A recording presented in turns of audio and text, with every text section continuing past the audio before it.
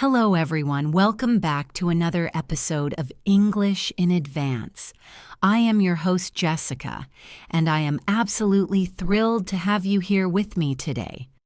Whether you are listening to this while you are drinking your morning coffee, commuting to work on the train, or perhaps while you are washing the dishes at the end of a long day, I want to say thank you for making this time for yourself and for your English learning journey. Today we are going to tackle a topic that I think every single one of us can relate to.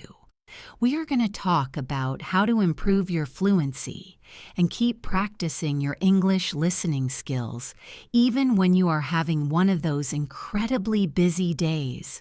We all have those days where it feels like there are simply not enough hours in the day to get everything done. You know the feeling I am talking about. The alarm clock rings, and from that very first moment you open your eyes, your mind is already racing with a long list of tasks and responsibilities. Maybe you have a big meeting at work, or perhaps you have exams coming up at university, or maybe you just have a lot of errands and chores to do around the house. When life gets this busy, often the first thing that we stop doing is studying. We tell ourselves that we do not have time to sit down with a textbook or watch a long lesson. However, the secret to reaching a high level of fluency, specifically moving from a B1 intermediate level to a strong B2 upper intermediate level, is consistency. Consistency means doing a small amount every single day, rather than doing a large amount only once a week. So today we are going to practice listening together, and while we do that, I am going to share some strategies on how you can integrate English into your busy schedule without feeling overwhelmed. I will be using natural English expressions and vocabulary that are perfect for your level, and I will explain the difficult words as we go along, so you do not need to pause or look anything up. Just relax and listen. Let us start by imagining a typical busy morning. The sun comes up and you have to get ready very quickly. We often use the phrase rush hour to describe the time of day when traffic is at its worst because everyone is traveling to work or school. Even if you work from home, you might have your own personal rush hour in the kitchen while trying to make breakfast. When you are in a rush, you are moving fast and trying to save time. A great way to practice English during this time is to narrate your actions. To narrate means to tell the story of what is happening. You can do this silently in your head. For example, as you are brushing your teeth, you can think to yourself, I am brushing my teeth. Now I am making coffee. Now I am looking for my keys. It sounds simple, but this forces your brain to switch from your native language into English mode right at the start of the day. This technique helps you recall vocabulary related to daily routines. Let us think about the word routine for a moment. A routine is the usual series of things that you do at a particular time. Having a solid routine is essential for language learning. If you can make listening to a podcast part of your morning routine, perhaps while you are getting dressed or eating toast, it becomes a habit. A habit is something you do often and regularly, sometimes without knowing that you are doing it. Building a habit of listening is far more powerful than forcing yourself to study grammar rules for hours when you are tired. Now let us move on to the middle of the day. Maybe you are at work or at university. You have a lot of tasks to complete. A task is a piece of work to be done. When we have too many tasks, we often say we are swamped. If you tell a colleague, I am swamped today, it means you have too much work to do, and you might be feeling a bit stressed. Another great expression for this is tied up. If someone asks you for coffee and you cannot go, you can say, I am sorry, I am a bit tied up right now. These are excellent natural phrases to use in a business or casual setting. Even when you are swamped or tied up, there are tiny moments where you can practice listening. We call these moments pockets of time. A pocket of time is a small, free gap in your schedule, like the 5 minutes you spend waiting for the elevator or the 10 minutes you spend walking to the bus stop. Instead of scrolling through social media on your phone during these pockets of time, you can listen to a short audio clip. This is what we call passive listening. Passive listening is when you listen to English while doing something else. You are not taking notes or analyzing every word. You are just letting the sounds and the rhythm of the language wash over you. This is different from active listening, where you sit down with a pen and paper and focus 100%.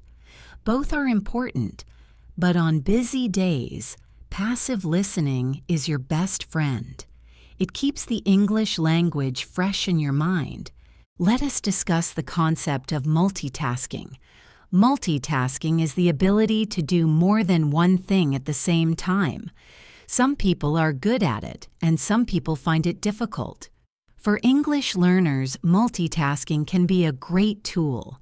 You can listen to English while you exercise, while you clean your house, or while you go grocery shopping. Let's imagine you are at the grocery store or the supermarket. You are looking for vegetables for dinner. As you walk through the aisles, try to name the items you see in English.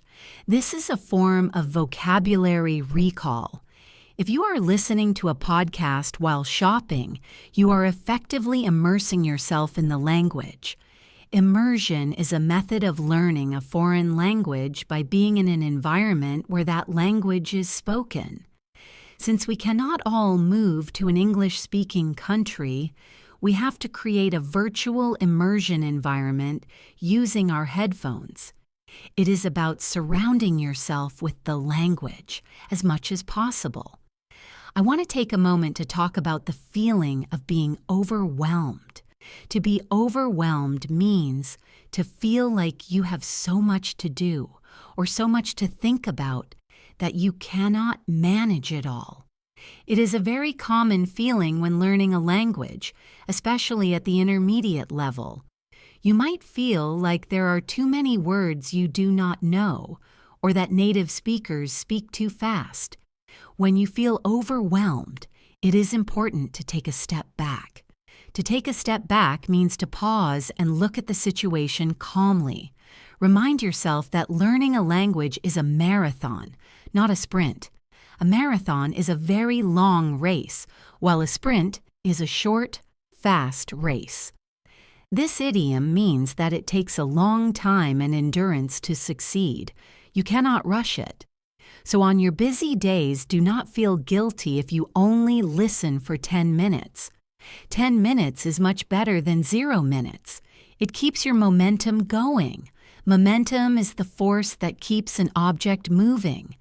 In learning, momentum is that feeling of progress that makes you want to keep studying.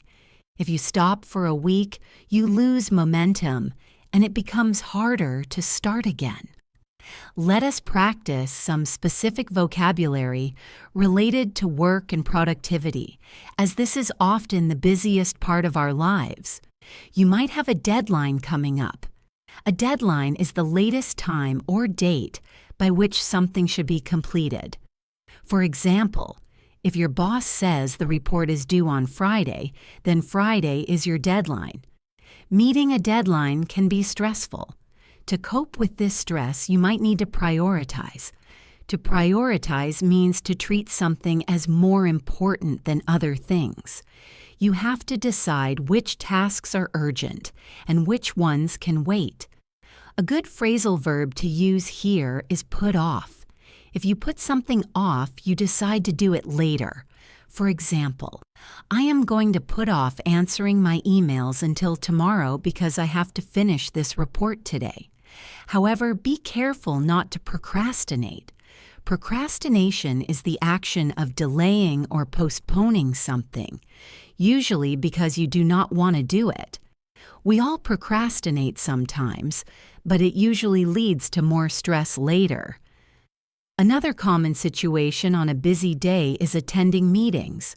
Whether these are online video calls or face-to-face meetings, they can be exhausting.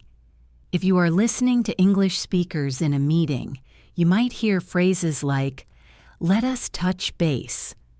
To touch base means to briefly contact someone to talk about something or give an update.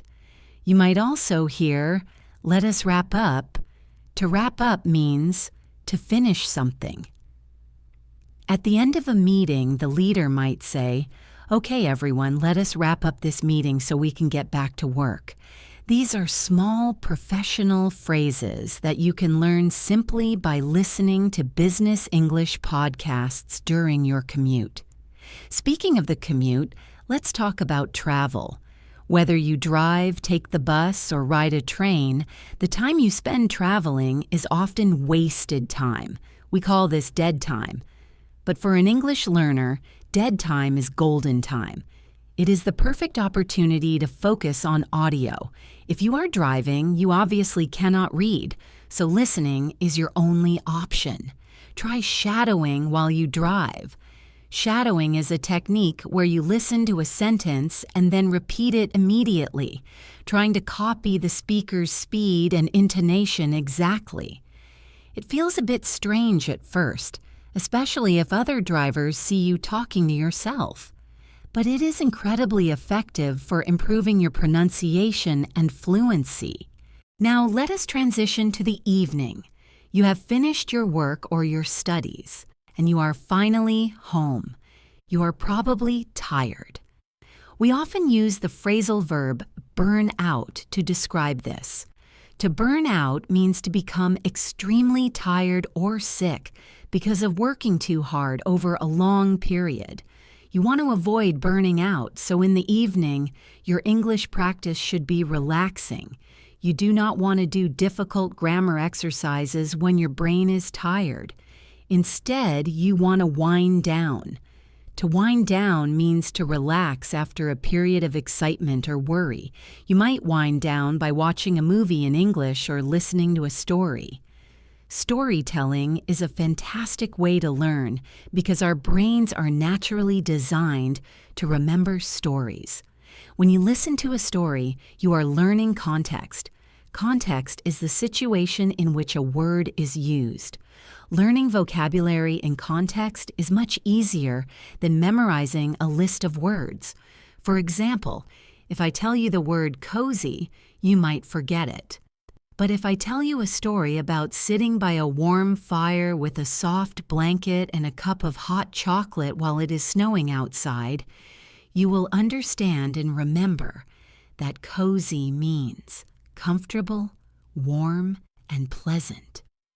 Let's deepen our understanding of fluency.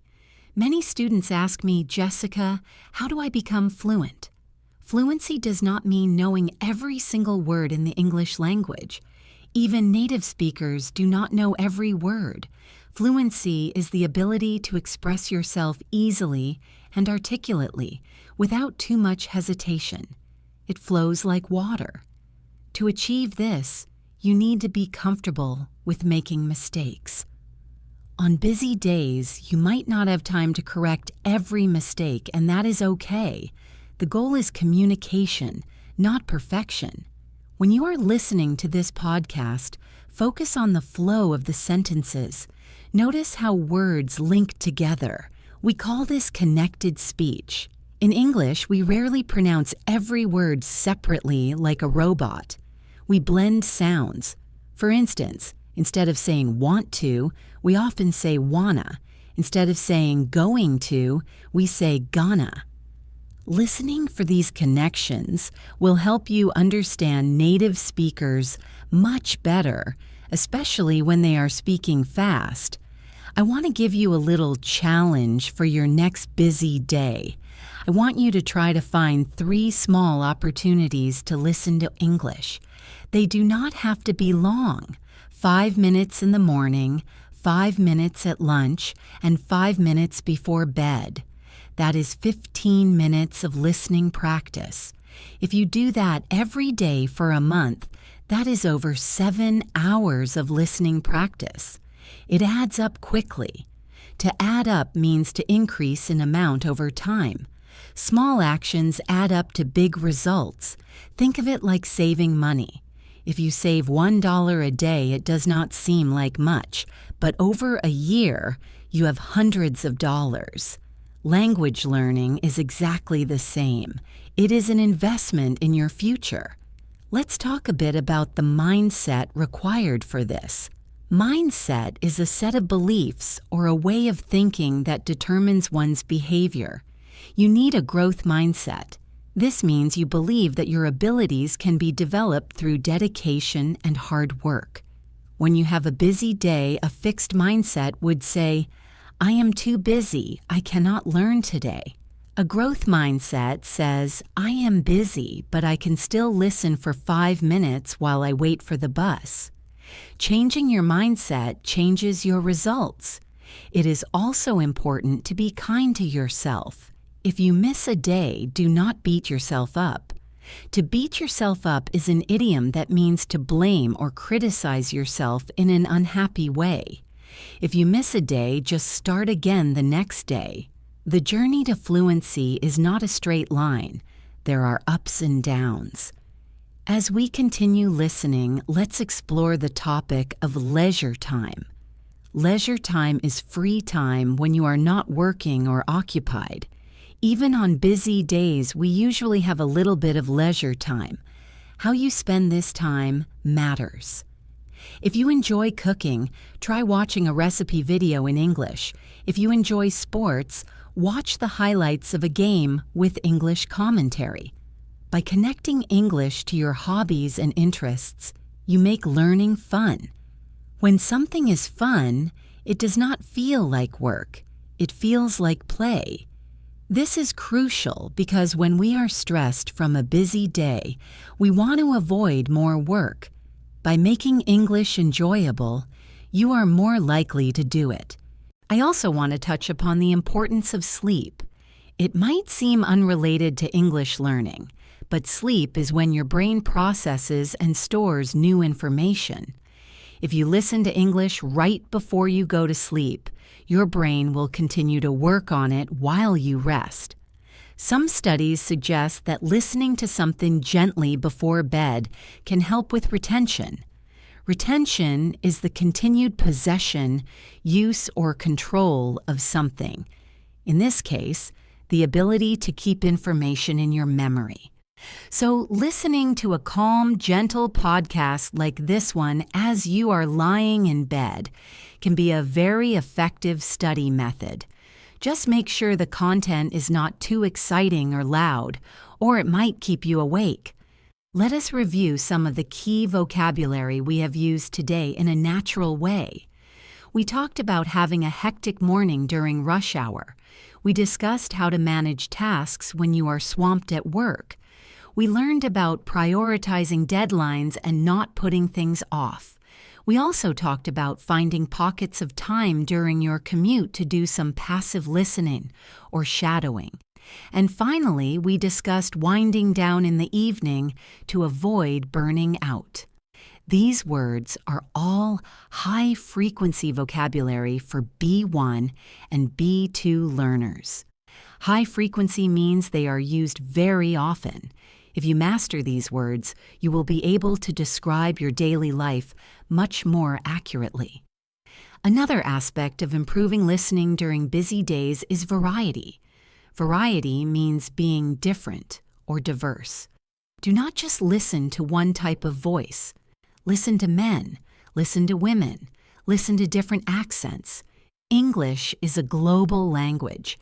You might hear an American accent, a British accent, an Australian accent, or a non-native accent. Getting used to different sounds will make you a more flexible listener. On this channel, English in Advance, I try to speak clearly and at a moderate pace. But as you get more comfortable, you should try listening to content that is a little faster or more difficult. This is called stepping out of your comfort zone. Your comfort zone is a situation where you feel safe or at ease. But growth happens outside of the comfort zone. So maybe once a week, try listening to something that is a little bit too hard for you. It might be frustrating, but it will stretch your brain. Let's imagine a scenario where you are cooking dinner after a long day. You are chopping vegetables. The sound of the knife on the cutting board is rhythmic. You can use this time to practice listening to numbers or lists. Maybe listen to a podcast about finance or shopping. Numbers can be tricky in a second language because we often have to translate them in our heads.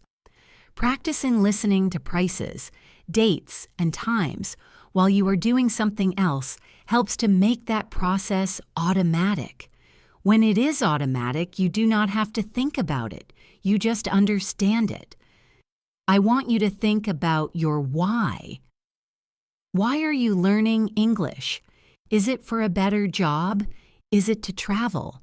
Is it to make new friends? Keeping your why in mind can help you stay motivated on those exhausting days. Motivation is the reason or reasons one has for acting or behaving in a particular way. Sometimes motivation is high and sometimes it is low. That is normal. But if your reason for learning is strong, you will find a way to fit those 10 minutes of listening into your day. Perhaps you can write your goal down on a piece of paper and stick it on your bathroom mirror. Every morning when you brush your teeth, you will see it and be reminded of why you are doing this. Now, as we move deeper into our practice, I want to integrate a little bit of grammar without making it boring. Notice how I've been using the present continuous tense a lot? I am talking about things happening now or around now. You are listening. You are driving. You are cooking. We use this tense to describe temporary situations. Compare this to the present simple tense, which describes permanent situations or facts. I live in London is permanent. I am staying in a hotel is temporary. On busy days, your schedule changes often, so you will likely use the present continuous a lot to describe what you are currently doing. I am rushing to a meeting. I am waiting for the bus. Pay attention to these tenses when you listen to other English content. Let's focus on the word fluency again. Many people think fluency is a destination, like arriving at a city. But really, fluency is a journey. It is a process that never truly ends. Even I, as a native speaker, am constantly learning new words and expressions. Language evolves. It changes. New slang words are invented and old words fall out of use. So do not feel like you have to reach a finish line. Just enjoy the process of walking the path. Enjoy the small victories. A victory is an act of defeating an enemy or opponent in a battle, but here it means a success. Understanding a joke in English is a victory.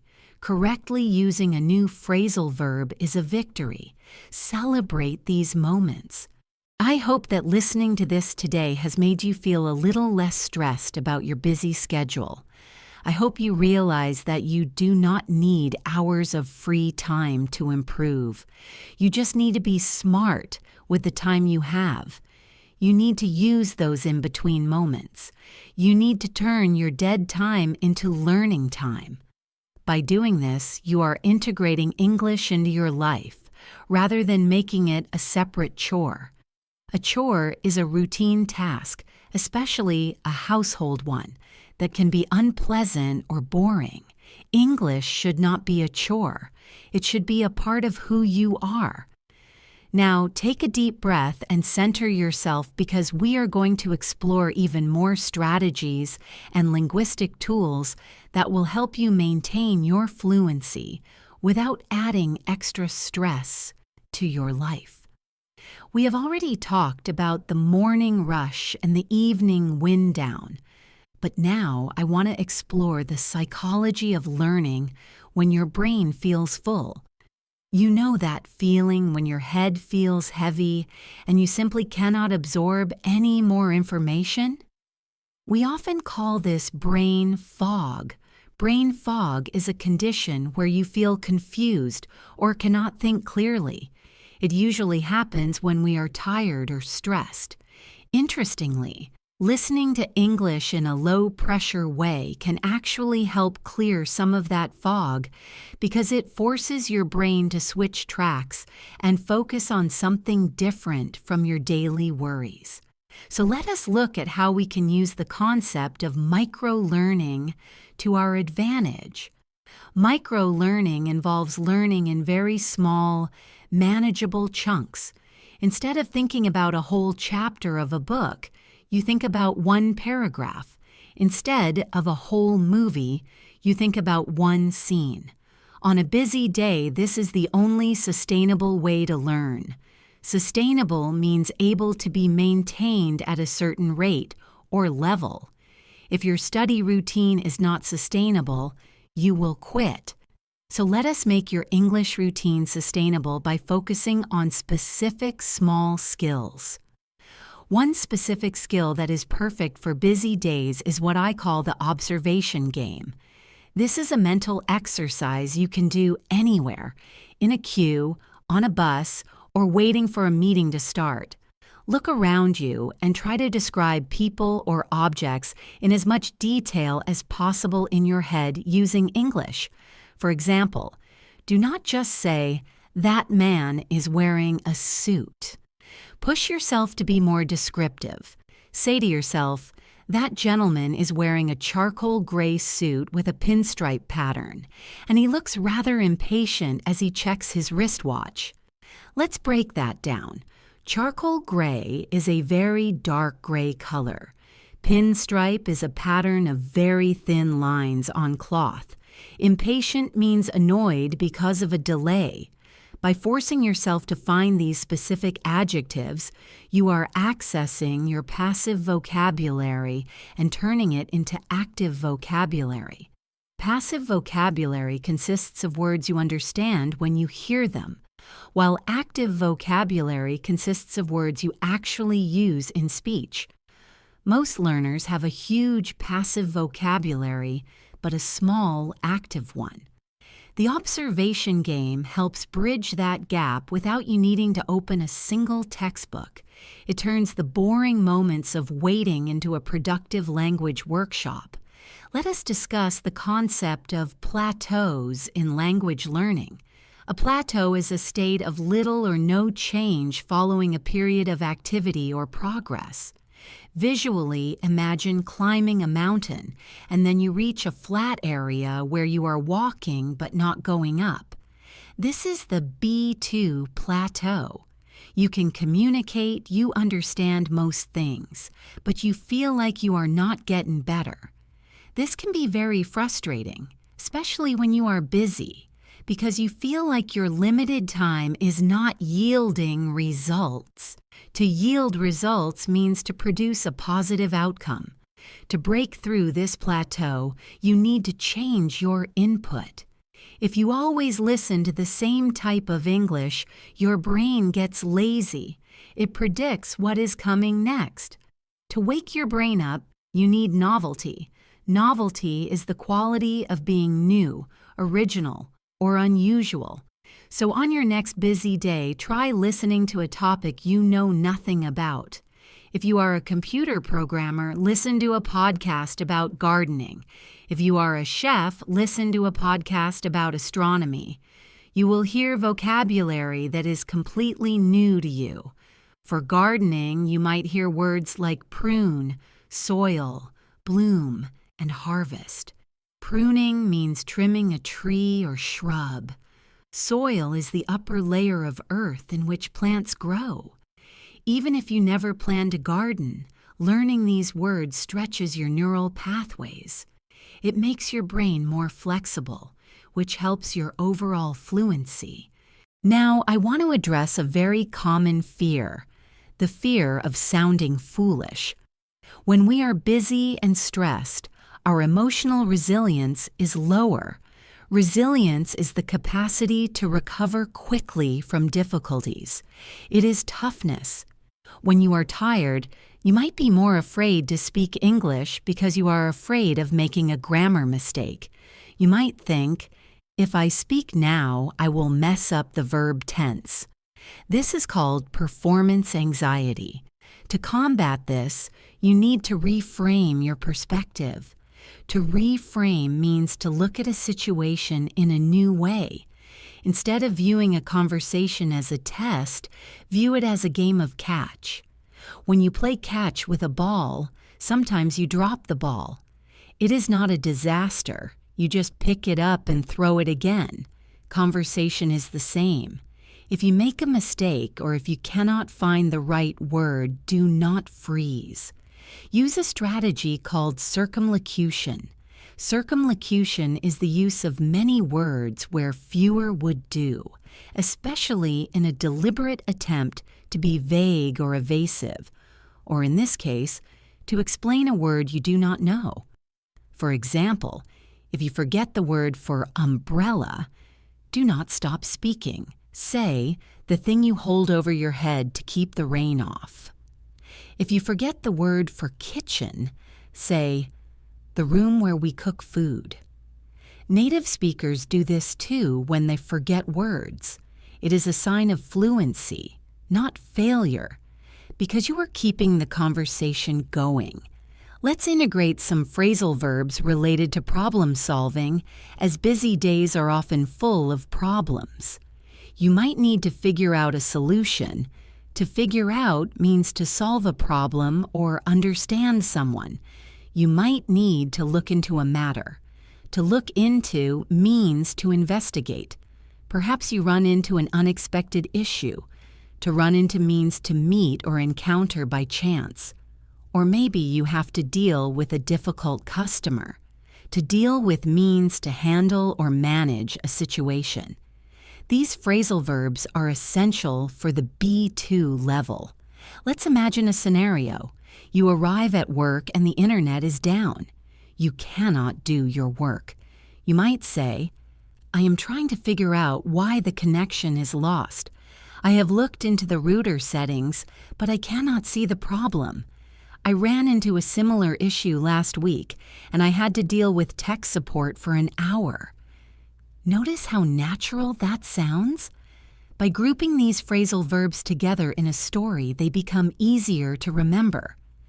Another great way to practice on a busy day is to focus on collocations. Collocations are words that naturally go together. For example, we say fast food, but we do not say quick food. We say make a mistake, not do a mistake. We say take a shower, not make a shower. Learning collocations is faster than learning individual words because you are learning ready-made chunks of language. When you speak, you do not have to build the sentence from scratch. You just slot in the chunks. Listen for these when you are consuming English content. If you hear the word advice, listen for the verb. You will hear give advice or take advice. You will rarely hear make advice. If you hear the word decision, you will hear make a decision. Paying attention to these pairings will make you sound much more natural and fluent. It reduces the cognitive load on your brain. Cognitive load is the amount of working memory resources used.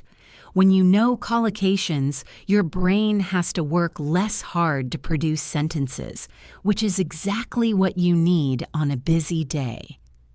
Let's talk about the power of repetition. Sometimes, listening to the same 10-minute audio clip 3 times is better than listening to 30 minutes of new content. Why? Because the first time you listen, you are just trying to get the general meaning or the gist. The gist is the substance or essence of a speech or text. The second time you listen, you catch details you missed. You might notice a specific preposition or an article. The third time, you can anticipate what is coming next. This anticipation helps you understand the rhythm and intonation of the sentence. So if you have a favorite podcast episode, do not be afraid to listen to it again. We call this repetitive listening. It is very comforting on a stressful day because you already know what is going to happen, so your brain can relax and focus on the language mechanics. We should also discuss the difference between formal and informal English, or register. Register refers to the level of formality of language. On a busy day, you might switch registers many times. You speak formally to your boss, semi-formally to your colleagues, and informally to your family. It is important to know which words belong to which register. For example, in a formal email, you might say, "I require more information." In a casual text to a friend, you would say, "I need more info." Require is formal. Need is neutral. Inquire is formal. Ask is neutral. Assist is formal. Help is neutral. Being aware of these shifts prevents embarrassing mistakes. You do not want to sound like a textbook when talking to a friend, and you do not want to sound like a teenager when talking to a client.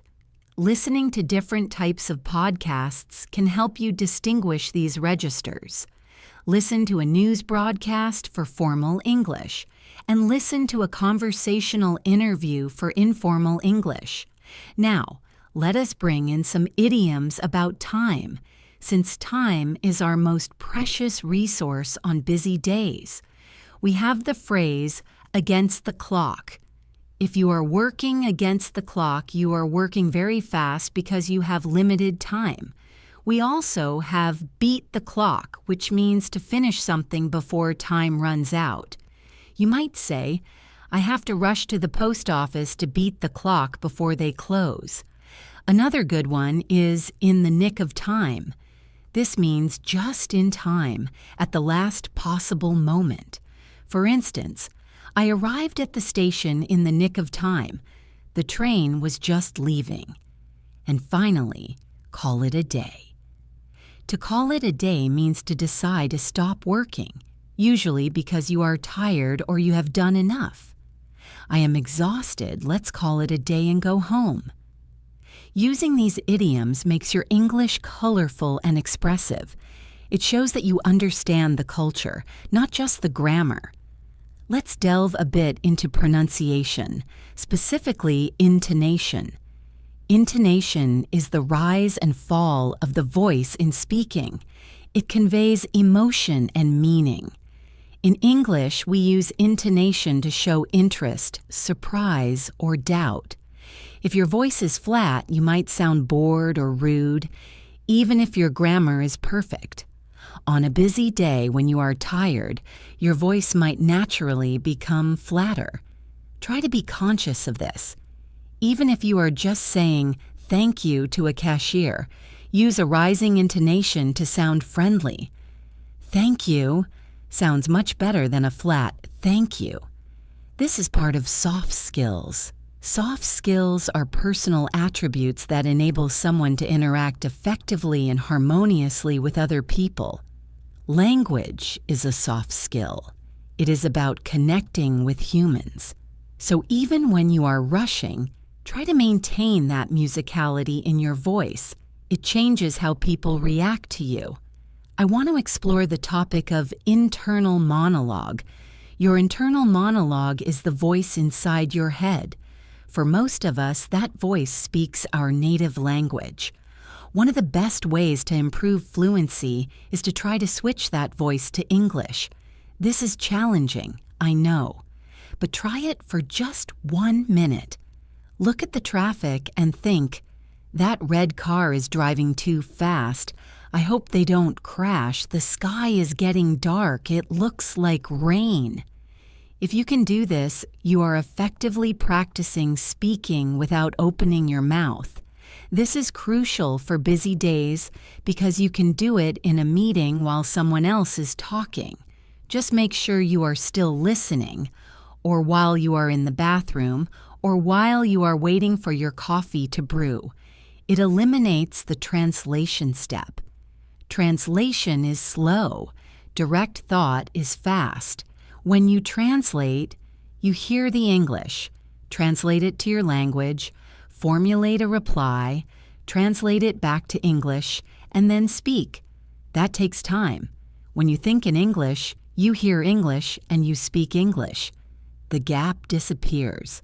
Let's consider the role of curiosity. Curiosity is a strong desire to know or learn something. Children learn languages fast because they are curious. They ask, "What is that?" 100 times a day. As adults, we often lose that curiosity. We just want to get through the day. But if you can reignite that spark, learning becomes easier. If you see a word on a billboard or a sign that you do not know, take 2 seconds to look it up on your phone. Most dictionary apps have an audio feature so you can hear the pronunciation. That 2-second action creates a memory hook. A memory hook is a mental mnemonic or a connection that helps you recall information. Because you saw the word in a real-life context on the billboard, you are more likely to remember it than if you saw it in a list. Now, let's practice listening to a slightly more complex explanation. I am going to talk about the concept of compound interest, but apply it to learning. Compound interest in finance is when you earn interest on both the money you saved and the interest you previously earned. It grows exponentially. In language learning, the more words you know, the easier it is to learn new words. If you know the root word act, you can easily learn action, active, activity, react, interaction, and transaction.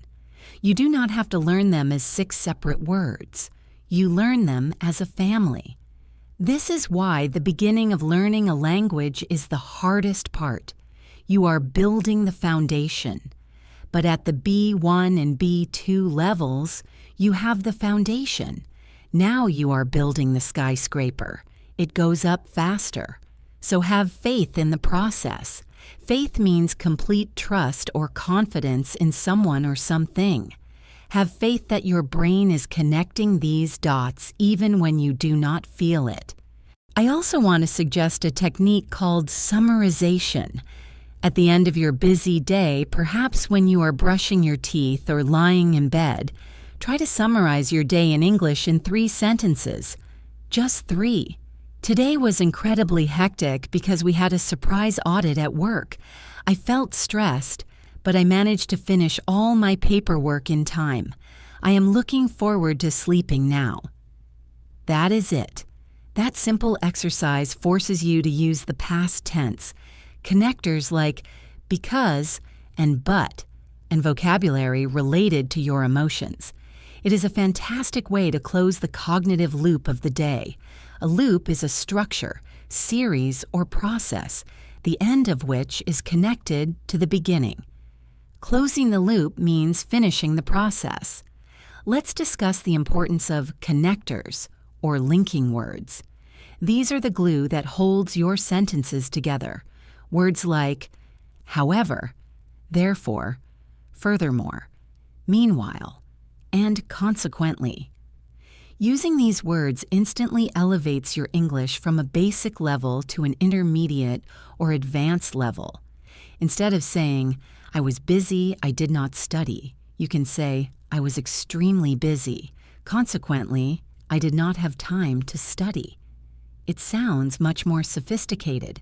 Sophisticated means having, revealing, or proceeding from a great deal of worldly experience and knowledge of fashion and culture, or in this case, complex and developed.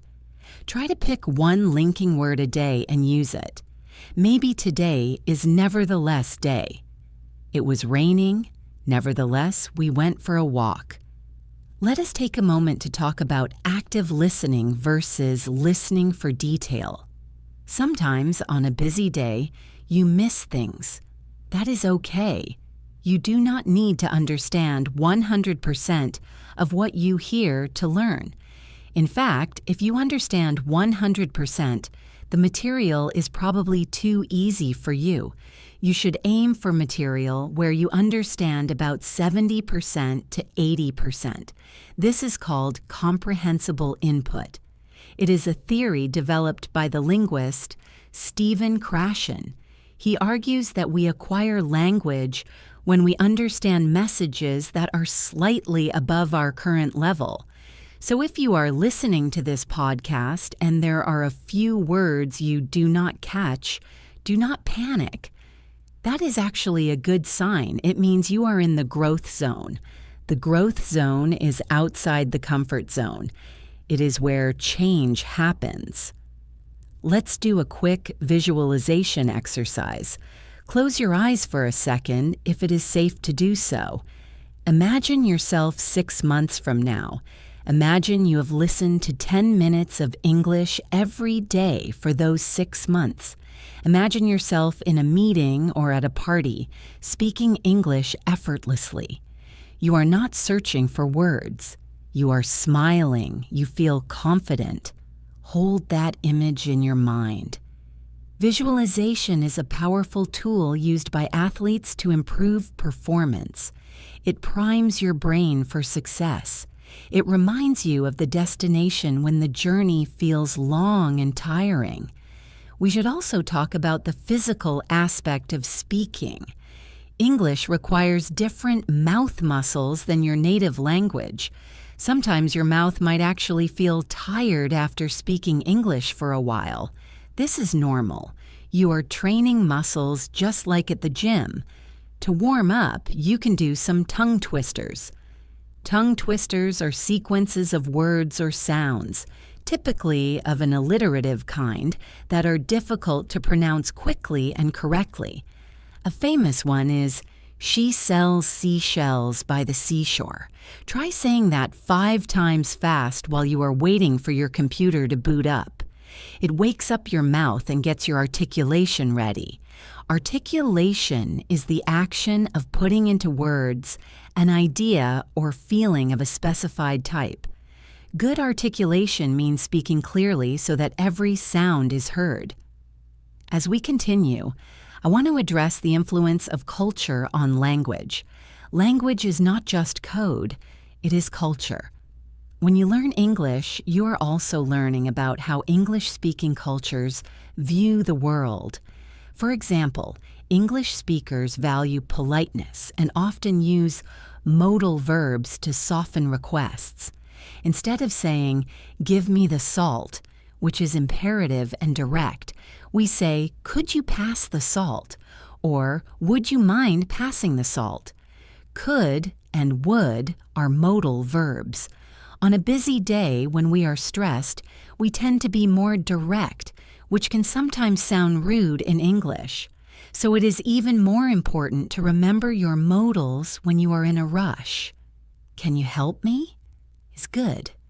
"Could you possibly help me?" is even better. It smooths social interactions. Let's return to the idea of narrative. Humans love stories. If you want to remember a difficult English word, create a mini story around it. Let's say you want to learn the word reluctant. Reluctant means unwilling and hesitant. Imagine a child who does not want to eat their vegetables. Picture the child pushing the plate away, crossing their arms and shaking their head. That child is reluctant. Now, apply it to yourself.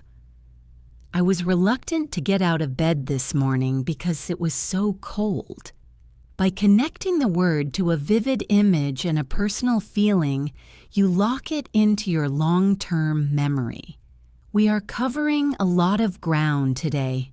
To cover ground is an idiom meaning to deal with a large amount of information or travel a great distance. I hope you are not feeling swamped. Remember, you can always re-listen to this track. In fact, I encourage it. Repetition is the mother of learning. The more you hear these explanations, the more they will sink in. To sink in means to become fully understood or realized. Sometimes you hear a rule, but it does not sink in until the 5th time you hear it. Be patient with yourself. Let's discuss feedback.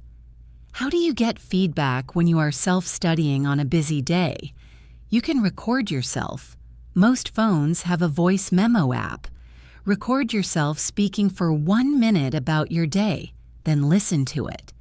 Compare it to my voice or another native speaker's voice. Notice the differences. Is your rhythm different? Are you pronouncing the T sound correctly? This is self-correction. It is a very powerful skill. You become your own teacher. It might be painful to listen to your own voice at first. Most people hate the sound of their own voice, but it is an honest reflection of your current level. Another tip for busy days is to use stickers. Write 5 vocabulary words on sticky notes and put them on objects around your house. Put the word reflection on your mirror. Put the word refreshment on your fridge. Put the word wardrobe on your closet. Every time you use that object, say the word out loud. It takes 0 extra time because you are using the object anyway. After a few days, when you have learned those words, replace them with new ones. This is a form of environmental learning. You are changing your environment to support your goals. Finally, for this section, let us talk about gratitude. Gratitude is the quality of being thankful, readiness to show appreciation for and to return kindness. It has been scientifically proven that practicing gratitude reduces stress. On a busy day, try to think of one thing you are grateful for in English. I am grateful for this hot coffee. I am grateful that the bus arrived on time. Connecting English with positive emotions makes your brain want to do it more. If English is always associated with stress and grammar exams, your brain will avoid it. If it is associated with gratitude and interesting podcasts, your brain will seek it out. Every word you listen to is a step forward on your journey to fluency. By continuing to listen, you are proving to yourself that you have the discipline and the motivation to improve your English, even when life gets busy. We discussed routines and mindset, but now we are going to go even deeper. We are going to look at the subtle nuances of the English language that often confuse learners, especially when they are tired or rushing. We will explore how native speakers actually sound when they are speaking fast, and how you can train your ears to understand them without getting a headache. We will also talk about the vocabulary of emotions, social interactions during busy times, and how to use technology effectively. So find a comfortable position, or if you are moving, keep that rhythm going, and let us dive back in. Let us start by talking about the music of English, specifically something called the schwa sound. If you look at a dictionary, you might see a symbol that looks like an upside-down E. This is the schwa. It is the most common sound in the English language. It is a very short, lazy sound like ugh. Why is this important for busy days? Because when native speakers are in a rush, they use the schwa constantly. They do not pronounce every vowel clearly.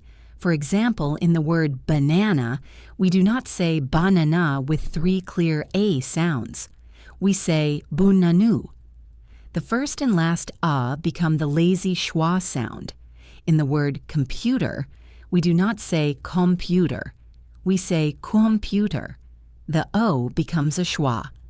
When you are listening to a fast conversation, you need to listen for the stressed syllables, the loud parts of the word, and ignore the weak schwa sounds.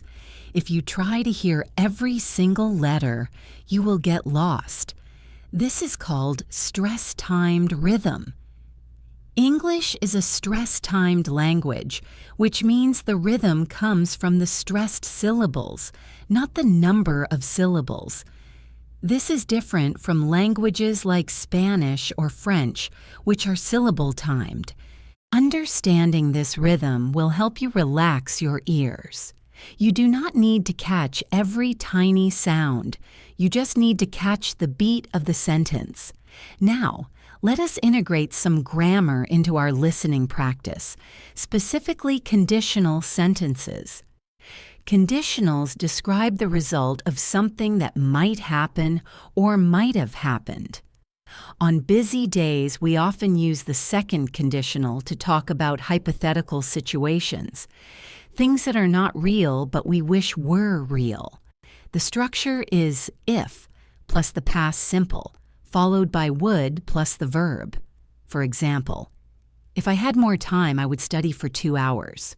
But the reality is, I do not have more time. If I were not so busy, I would go to the gym. But I am busy, so I cannot go. If I won the lottery, I would quit my job and travel.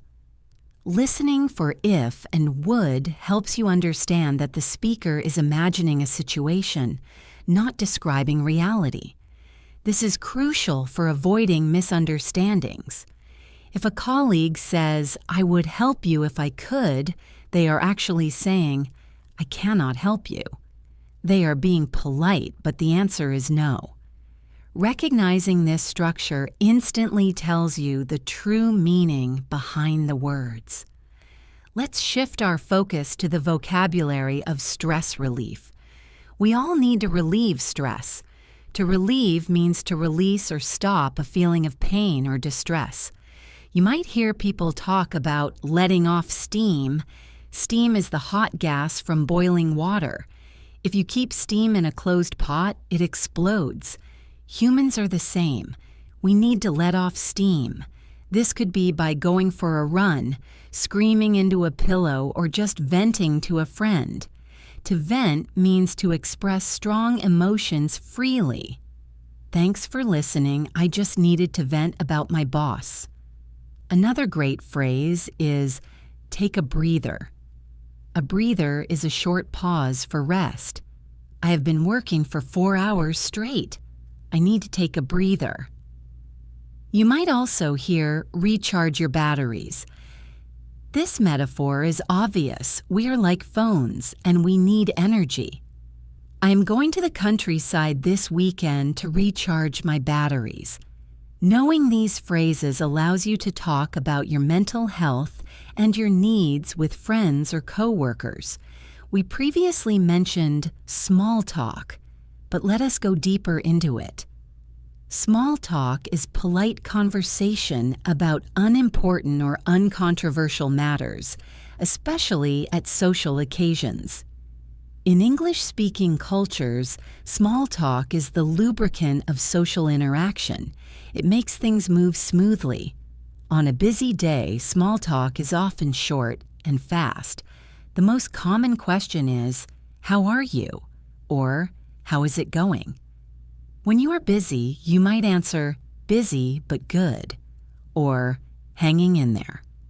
To hang in there means to remain persistent and determined in difficult circumstances. It implies that things are tough, but you are surviving. Another common response is, "Same old, same old." This means nothing has changed. Life is the routine as usual. If someone asks, "What have you been up to?" they are asking what you have been doing recently. You can reply, "Oh, just working hard." Mastering these quick automatic responses saves you mental energy. You do not have to invent a new answer every time. You can use these scripts to navigate social situations effortlessly while your brain focuses on more important things. Let us discuss the concept of active vocabulary versus passive vocabulary again, but this time in the context of paraphrasing. Paraphrasing means to express the meaning of something using different words, especially to achieve greater clarity. When you are listening to English and you hear a word you do not know, try to guess the meaning from the context and then paraphrase it in your head. For example, if you hear, "The project was arduous," and you do not know arduous, but you hear that everyone is tired and sweating, you can guess it means difficult or hard. So you think, "The project was very hard." This skill, guessing and verifying, is what advanced learners do automatically. Do not stop listening when you hear a difficult word. Skip it. Keep listening. Usually the next sentence explains it. If I say, "He was extremely frugal, he never spent money on anything unnecessary," the second part of the sentence explains the word frugal. Frugal means careful with money. Context is king. Trust the context. Now, let's explore the topic of household chores.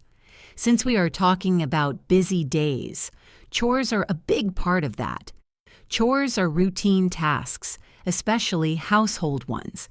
We have to do the laundry, which means washing clothes. We have to do the dishes, which means washing plates and cups. We have to vacuum the floor, which involves using a machine to suck up dust. We sweep with a broom and mop with water. We dust the shelves. We take out the trash or take out the rubbish. These are all collocations involving the verbs do, make, or specific action verbs. You can practice English while doing these chores. This is the ultimate multitasking hack. Narrate your cleaning. I am sorting the whites from the colors. I am loading the dishwasher. I am wiping the counter. Connecting the physical action with the English verb creates a very strong memory trace in your brain. It is called total physical response, or TPR. Usually, TPR is used for children, but it works for adults too. If you say wipe while you are physically wiping, your body helps your brain remember the word. Let's talk about digital life and the vocabulary associated with it. We spend so much time on our devices. You might have an inbox full of emails. You might need to reply to a message. You might forward an email to a colleague. You might delete spam. Spam is irrelevant or inappropriate messages sent on the internet to a large number of recipients. You might feel the need to unplug. To unplug means to disconnect from digital devices. I am going to unplug for the weekend. We also have the phenomenon of doom scrolling. Doom is death, destruction, or some other terrible fate. Scrolling is moving text or images up or down on a screen. Doom scrolling is when you spend an excessive amount of time reading negative news online. It is very bad for your mental health. If you catch yourself doom scrolling, try to switch to an English learning app instead. Turn a negative habit into a positive one. Another term is binge watching. To binge means to indulge in an activity to excess. Binge watching is watching many episodes of a television series in rapid succession. I binge watched that new show on Netflix last night. While this can be fun, it often leaves us feeling tired the next day. I want to introduce a technique called back-chaining for pronunciation. This is helpful when you encounter a long, difficult word or sentence. Instead of trying to say the whole thing from the beginning, start from the end. Let's take the word pronunciation. It has 5 syllables. Pronunciation. Start at the end, tion. Then add the previous syllable, acion. Then ciation. Then nunciation. Finally, pronunciation. By starting at the end, you preserve the correct intonation and stress. You can do this with sentences too. I am looking forward to seeing you.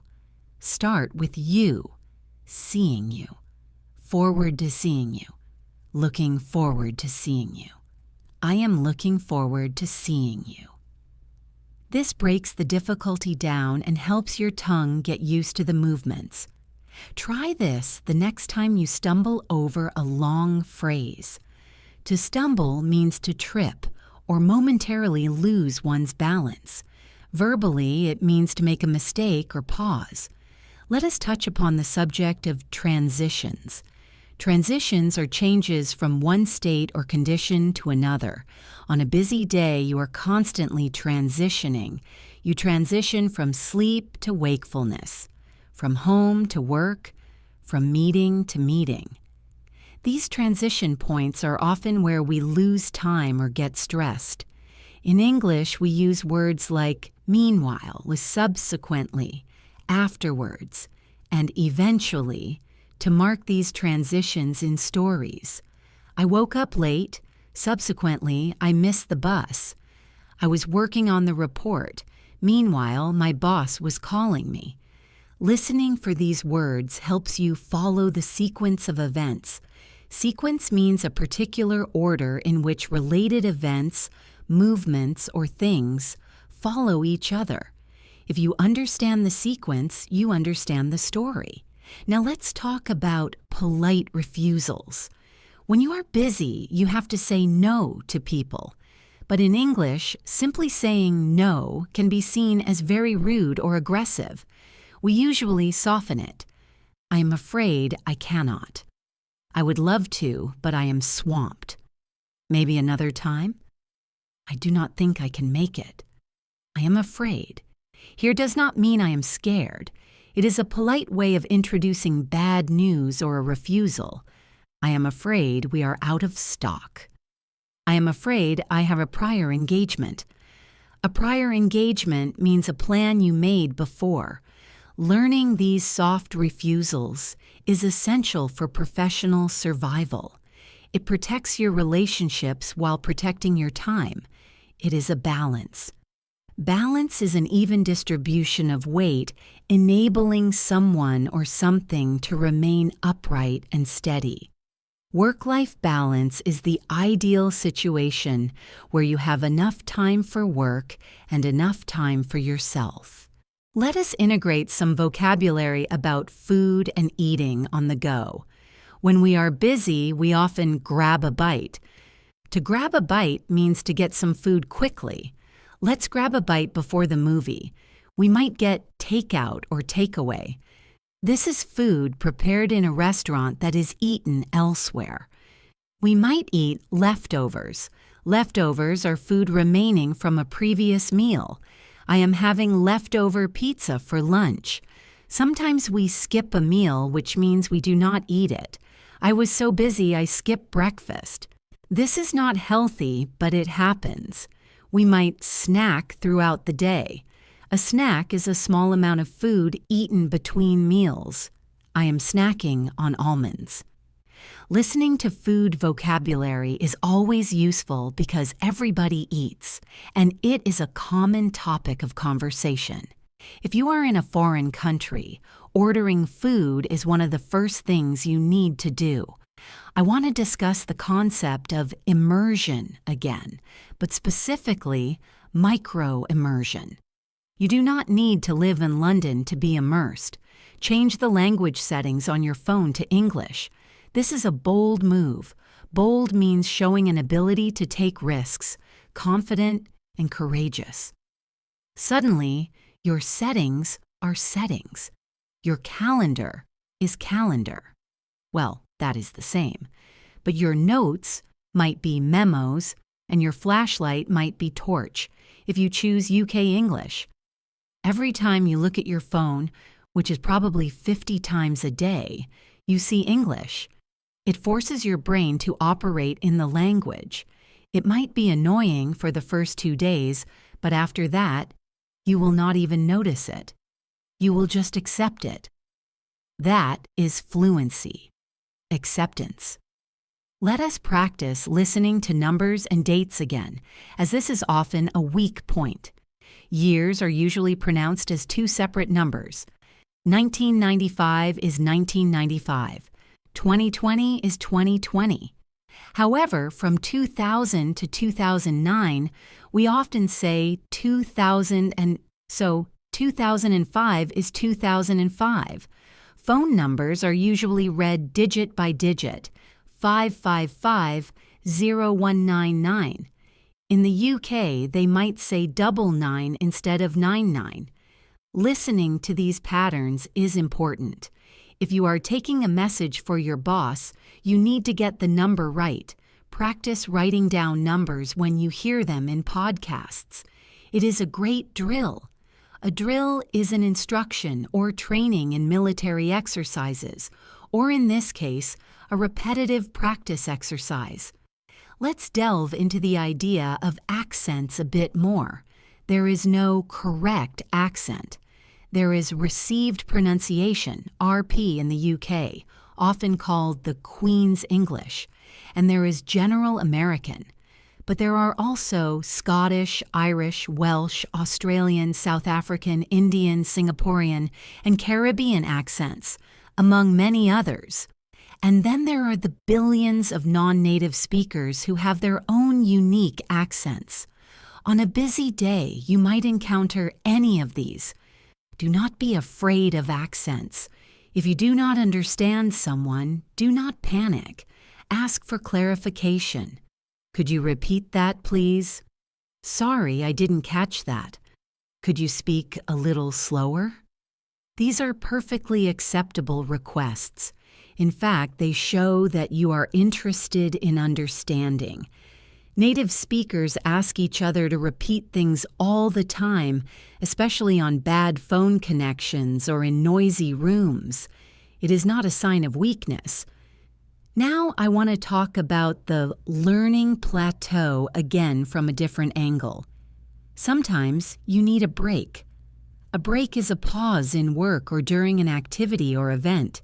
If you have been studying hard for months and you feel stuck, take a week off, seriously. Do not listen to any English podcasts. Do not do any grammar exercises. Let your brain rest. Often when you come back, you will find that you have actually improved. Your brain needed time to consolidate the information. To consolidate means to make something physically stronger or more solid. It is like dough for bread. You have to let it rest so it can rise. So if your busy days are becoming too stressful, give yourself permission to pause. Permission is the action of officially allowing someone to do something. Give yourself permission. Let us explore some idioms of effort. When you are working hard, you might say you are pulling your weight. This means doing your fair share of the work. Everyone in the team needs to pull their weight. You might go the extra mile. This means to do more than what is expected of you. She is a great employee. She always goes the extra mile. You might burn the candle at both ends. This means to go to bed late and wake up early, exhausting yourself. You look tired. Have you been burning the candle at both ends? You might keep your nose to the grindstone. This means to work hard and continuously. I have my exams next week, so I have to keep my nose to the grindstone. These idioms are very visual. Imagine a candle burning from both sides. It disappears twice as fast. Visualizing idioms helps you remember them. Let's discuss feedback loops. A feedback loop is a system where the output of a system is circled back and used as input. In learning, this means you need to know if you are right or wrong. When you are listening to this podcast, you do not get direct feedback, but you can create it. After I explain a word, try to use it in a sentence in your head. Then ask yourself, did that sound right? Does it make sense? Use your intuition. Intuition is the ability to understand something immediately without the need for conscious reasoning. As you get better, your intuition about English will improve. You will just feel when a sentence is wrong, even if you cannot explain the grammar rule. That is the goal. To develop that gut feeling. Gut feeling is an instinct or intuition, a feeling in your stomach. I want to encourage you to find a study buddy or an accountability partner. This is someone who shares your goal, maybe a colleague who also wants to improve their English. You do not have to teach each other. You just have to check in. Did you listen to your 10 minutes today? Yes, did you? Yes. That is it. Knowing that someone is going to ask you makes you more likely to do it. We are social creatures. We do not want to let others down. To let someone down means to fail to support or help someone as they had hoped or expected. An accountability partner helps you stay on track. To stay on track means to continue to work or progress as planned. Let's talk about the environment. Where do you listen? Is it noisy? Is it quiet? If you are on a noisy train, you might need noise-canceling headphones. These are headphones that reduce unwanted ambient sounds using active noise control. If you can create a little bubble of silence around you, your listening will be much more effective. A bubble is a sphere of liquid enclosing air or gas, but here it metaphorically means a protected space. Inside your bubble, it is just you and the English language. This focus is precious. Precious means of great value, not to be wasted. Treat your listening time as precious. Now let us integrate some future continuous tense. We use this to talk about actions that will be in progress at a specific time in the future. This time tomorrow, I will be flying to Paris. Next week, we will be working on the new project. In 5 years, I will be speaking fluent English. This tense helps you visualize the future. It puts you in the moment. Practice imagining where you will be and what you will be doing. At 8 p.m. tonight, I will be cooking dinner. At 10 a.m. tomorrow, I will be sitting in a meeting. It is a great tense for planning and scheduling, which are key activities on busy days. I want to touch on the idea of context switching. This is the process of storing the state of a process or thread so that it can be restored and execution resumed from the same point later. In human terms, it is jumping from one task to another. I was writing an email, then the phone rang, then my boss walked in. Context switching is exhausting for the brain. It drains your battery. If you can, try to batch your tasks. Batching means grouping similar tasks together. Do all your emails at once. Make all your phone calls at once. And do your English listening at the same time every day. Batching reduces the energy cost of switching. It makes you more efficient. Efficient means achieving maximum productivity with minimum wasted effort or expense. Let's think about celebrating milestones. A milestone is a significant stage or event in the development of something. In the old days, milestones were stone markers on the side of the road showing the distance in miles. In learning, a milestone might be finishing a course, understanding a whole movie without subtitles, or speaking for 5 minutes without stopping. When you reach a milestone, celebrate. Buy yourself a coffee. Tell a friend. Take a moment to feel proud.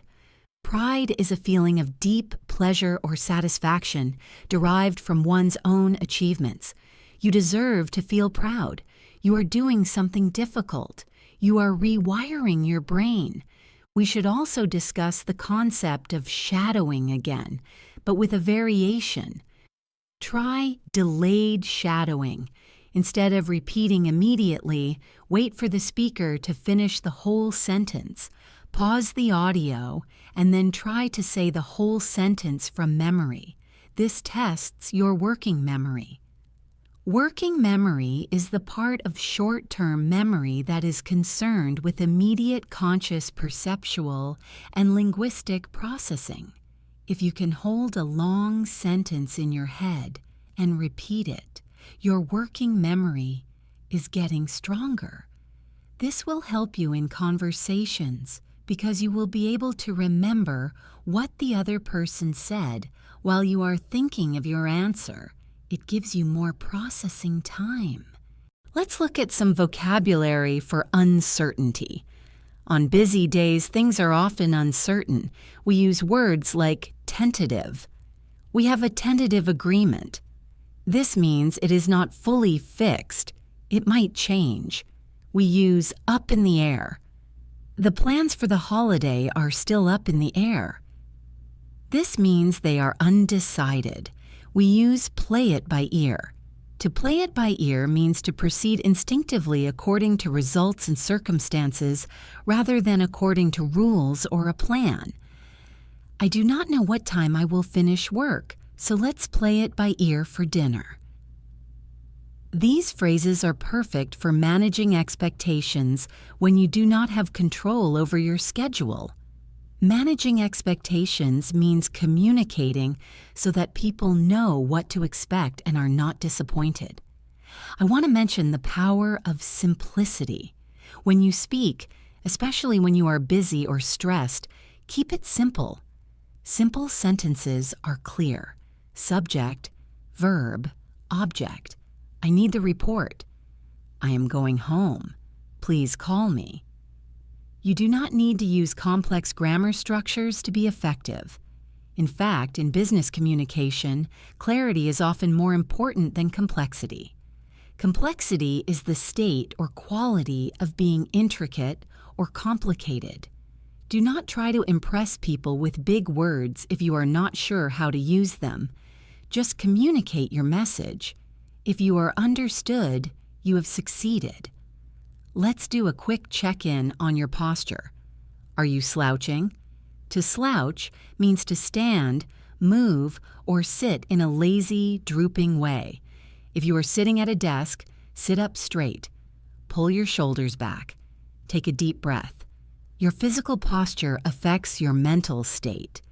If you sit up straight, you feel more alert and confident. This confidence translates into your voice. You will speak more clearly. It is a small physical adjustment that can have a big psychological impact. Now, as we reflect on the journey so far, we have covered pronunciation, grammar, vocabulary for emotions, chores, and digital life. We've talked about mindset, habits, and strategies. You are absorbing a huge amount of information. To absorb means to take in or soak up. Like a sponge soaks up water, your brain is a sponge. Even if you think you are forgetting things, a lot of it is sticking. To stick means to remain in place. Trust that it is sticking. And speaking of sticking with it, your stamina is becoming impressive. Stamina is the ability to sustain prolonged physical or mental effort. By sticking with this session, you are building your listening stamina, which is exactly what you need for real-world English. Now, as we progress, we are going to dive into the fun stuff. We are going to talk about entertainment, pop culture, slang, and how to navigate the tricky waters of informal social interactions. These are often the areas where textbooks fail us.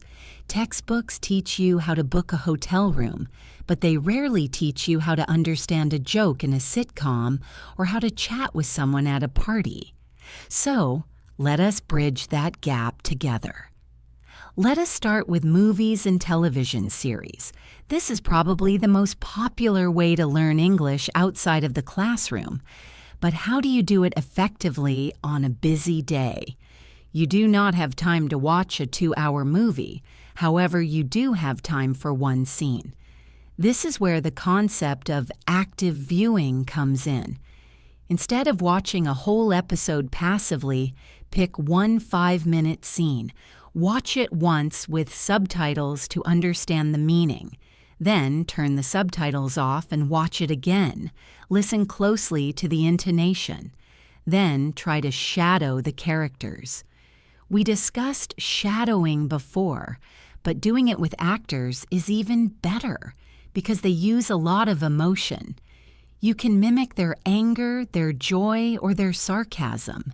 Mimic means to imitate someone or their actions or words, typically in order to entertain or ridicule. But here, we do it to learn. Let's talk about some vocabulary related to movies that you might hear in casual conversation. You might hear someone say, "That movie had a great plot twist." A plot twist is an unexpected development in a book or film. You think the hero is going to win, but suddenly you find out the hero was the villain all along. That is a twist. You might also hear about a cliffhanger. Imagine a climber hanging off the edge of a cliff, holding on by their fingertips. The episode ends right there. You do not know if they fall or survive. That is a cliffhanger. It is designed to make you watch the next episode. We also talk about spoilers. A spoiler is a description of an important plot development in a television show, movie, or book, which, if previously known, may reduce surprise or suspense for a first-time viewer. If I tell you the ending of the movie before you watch it, I have spoiled it for you. People get very angry about spoilers, so be careful. Now, let us tackle the great debate: subtitles. Should you use them? For B1 and B2 learners, I recommend using English subtitles. If you use subtitles in your native language, your brain will take the easy path. It will just read, and it will shut down your listening ears. But if you read in English while listening to English, you are connecting the written word with the spoken sound. This is great for spelling and pronunciation. Eventually, though, you want to turn them off completely. This is the ultimate goal. When you can watch a movie without subtitles and understand the jokes, you know you have reached a high level of fluency. Let's shift gears to slang. Slang is a type of language that consists of words and phrases that are regarded as very informal, are more common in speech than writing, and are typically restricted to a particular context or group of people. Slang changes very fast.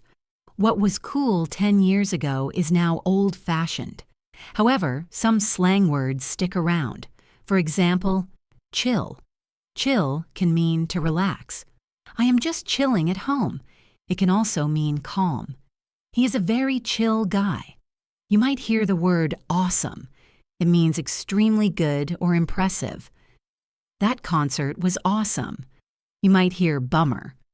A bummer is a disappointing or unpleasant situation or experience. It is raining, so we cannot go to the beach. What a bummer. Be careful with slang, though. It is all about context. You would not use slang in a job interview or a formal email. You would not say to your boss, "Hey, what's up, dude?" That would be inappropriate. Inappropriate means not suitable or proper in the circumstances. You have to read the room. To read the room is an idiom that means to be aware of the mood and attitude of the people you are with and adjust your behavior accordingly. If everyone is wearing suits and speaking formally, you should too. If everyone is wearing jeans and laughing, you can relax and use more informal language. Let us discuss music as a learning tool. Songs are powerful because of the melody and rhyme. Rhyme is correspondence of sound between words, or the endings of words, especially when these are used at the ends of lines of poetry. Cat rhymes with hat. Love rhymes with above. Rhymes help us remember words. We often get earworms. An earworm is a catchy song or tune that runs continually through a person's mind. You cannot stop singing it. Use this to your advantage. Find an English song you like, print out the lyrics, and sing along.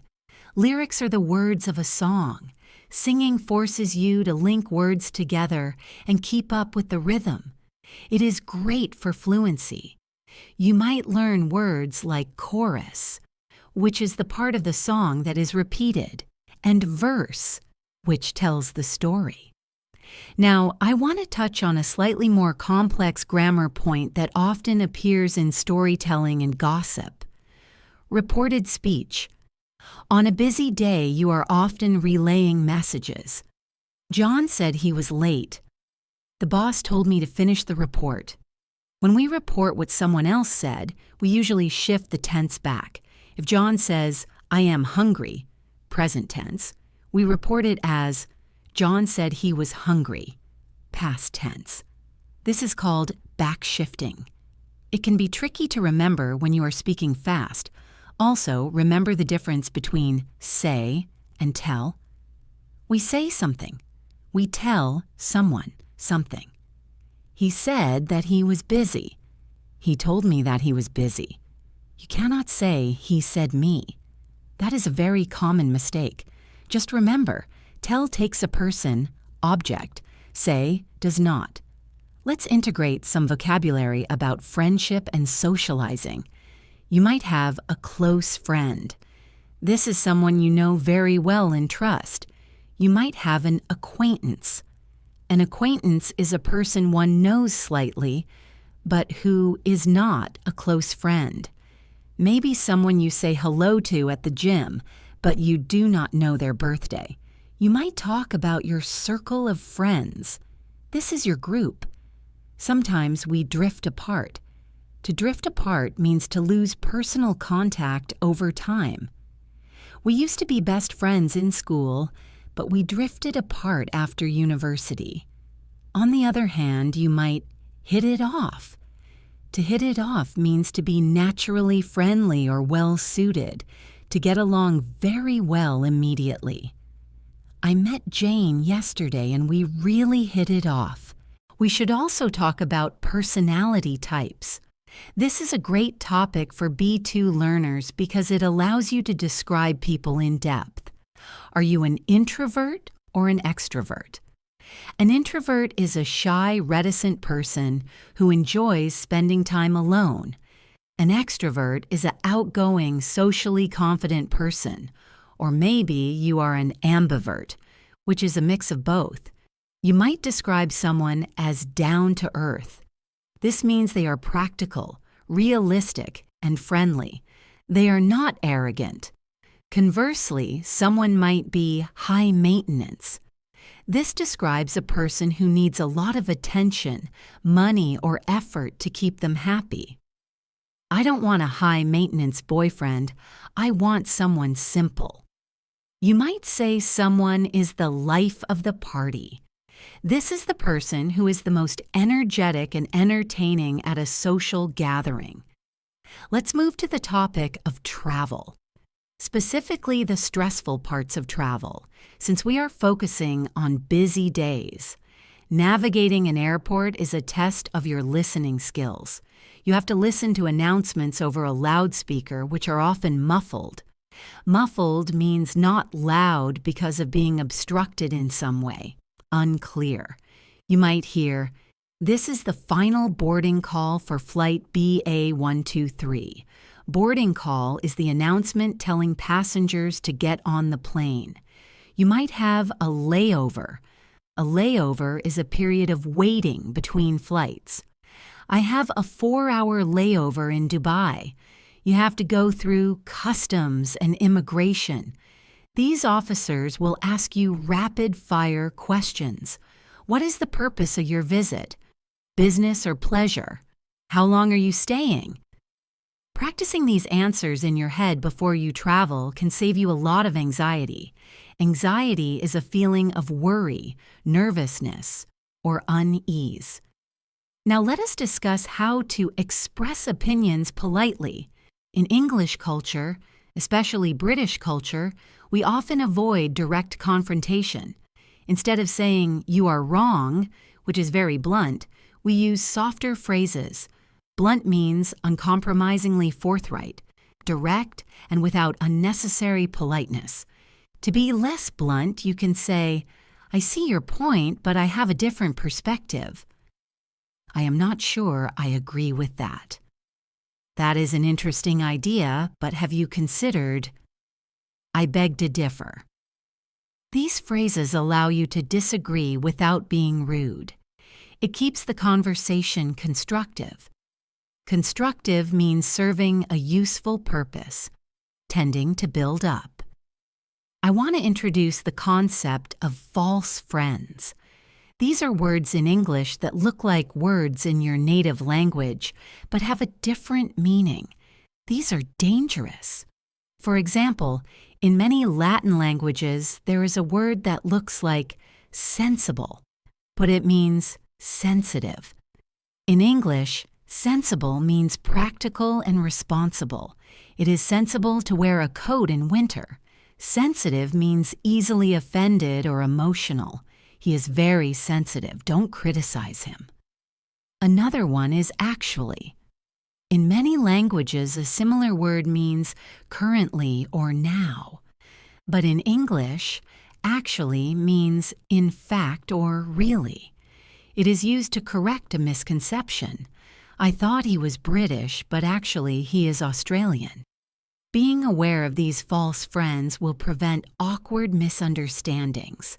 Let's practice some idioms involving body parts. These are very common. Keep your chin up. This means to remain cheerful in difficult circumstances. "I know work is hard, but keep your chin up." Get something off your chest. This means to talk about something that has been worrying you. "I need to tell you the truth to get it off my chest." Play it by ear. We mentioned this before. It means to improvise. See eye to eye. This means to agree fully. "My boss and I do not see eye to eye on this issue." Cold feet. To get cold feet means to suddenly become afraid to do something you had planned to do, like getting married or giving a speech. He got cold feet at the last minute and canceled the wedding. Now, let us talk about humor. Humor is very difficult in a second language because it relies on wordplay and cultural references. A pun is a joke exploiting the different possible meanings of a word, or the fact that there are words that sound alike but have different meanings. For example, "I used to be a baker, but I couldn't make enough dough." Dough means the mixture of flour and water to make bread, but it is also slang for money. So the joke works on two levels. If you do not understand a joke, do not worry. Even advanced learners miss jokes. Just smile and ask, "I didn't get it. Could you explain?" Most people are happy to explain. Let's delve into the vocabulary of shopping and consumerism. On a busy day, you might need to run errands. An errand is a short journey undertaken in order to deliver or collect something, often on behalf of someone else. You might need to return an item. You might ask for a refund. A refund is a repayment of a sum of money. "This shirt is torn. I would like a refund." You might look for a bargain. A bargain is a thing bought or offered for sale more cheaply than is usual or expected. This jacket was a real bargain. It was 50% off. You might go window shopping. This is the activity of looking at goods displayed in shop windows, especially without intending to buy anything. It is a relaxing way to spend a lunch break. I want to revisit the idea of critical thinking in English. When you listen to news or podcasts, try to evaluate the arguments. Are they logical? Do they have evidence? Thinking critically in English forces you to use more complex sentence structures.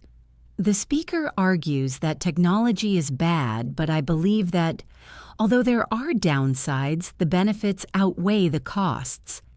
Outweigh means to be heavier, greater, or more significant than. The benefits outweigh the risks. This kind of language is essential for university students or professionals who need to discuss complex topics. Let us talk about health and fitness vocabulary. I am out of shape. This means I am not fit. I need to get back in shape. I worked out yesterday. To work out means to exercise. I have sore muscles. Sore means painful or aching. I pulled a muscle. This means I injured a muscle by stretching it too much. No pain, no gain. This is a famous saying meaning that you cannot achieve anything difficult without some suffering or effort. You can apply this to English too. Learning is sometimes painful, but the gain is fluency. Now let's look at giving advice. We often use modal verbs here. You should is standard. You ought to is a bit more formal.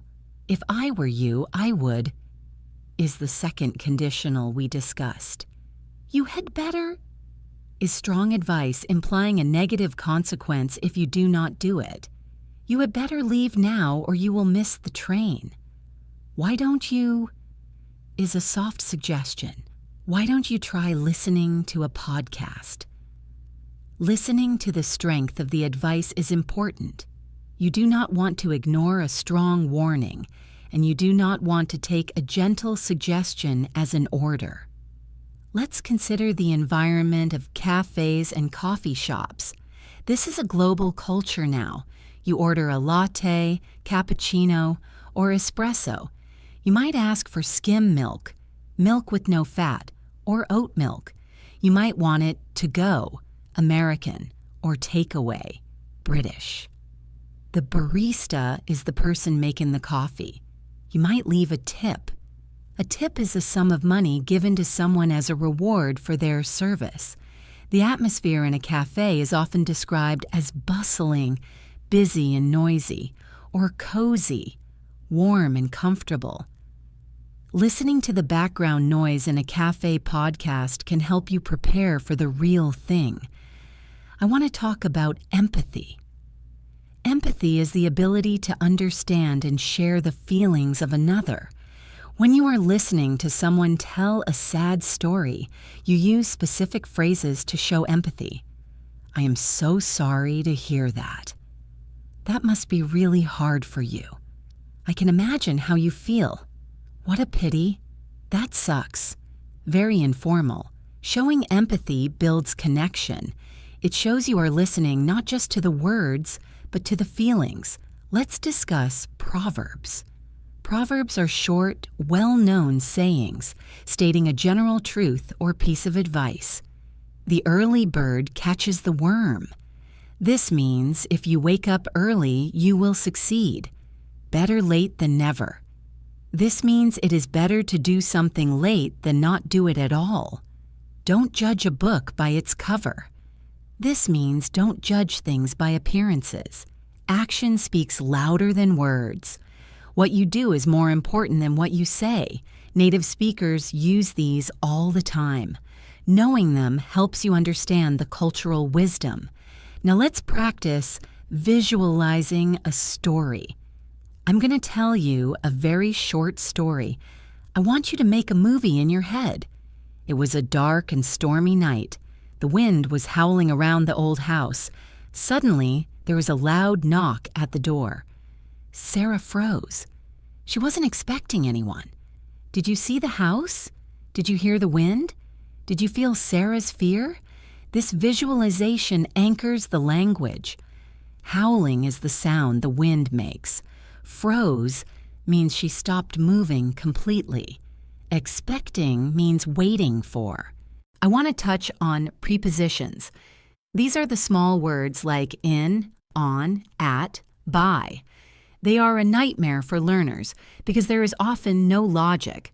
We say in the morning, but at night. We say on the bus, but in the car. We arrive at the airport, but we arrive in London. My advice? Do not try to memorize rules for prepositions. It will drive you crazy. Just learn them as part of the phrase. Learn at night as one word. Learn on the bus as one chunk. Over time, your ear will tell you what is right.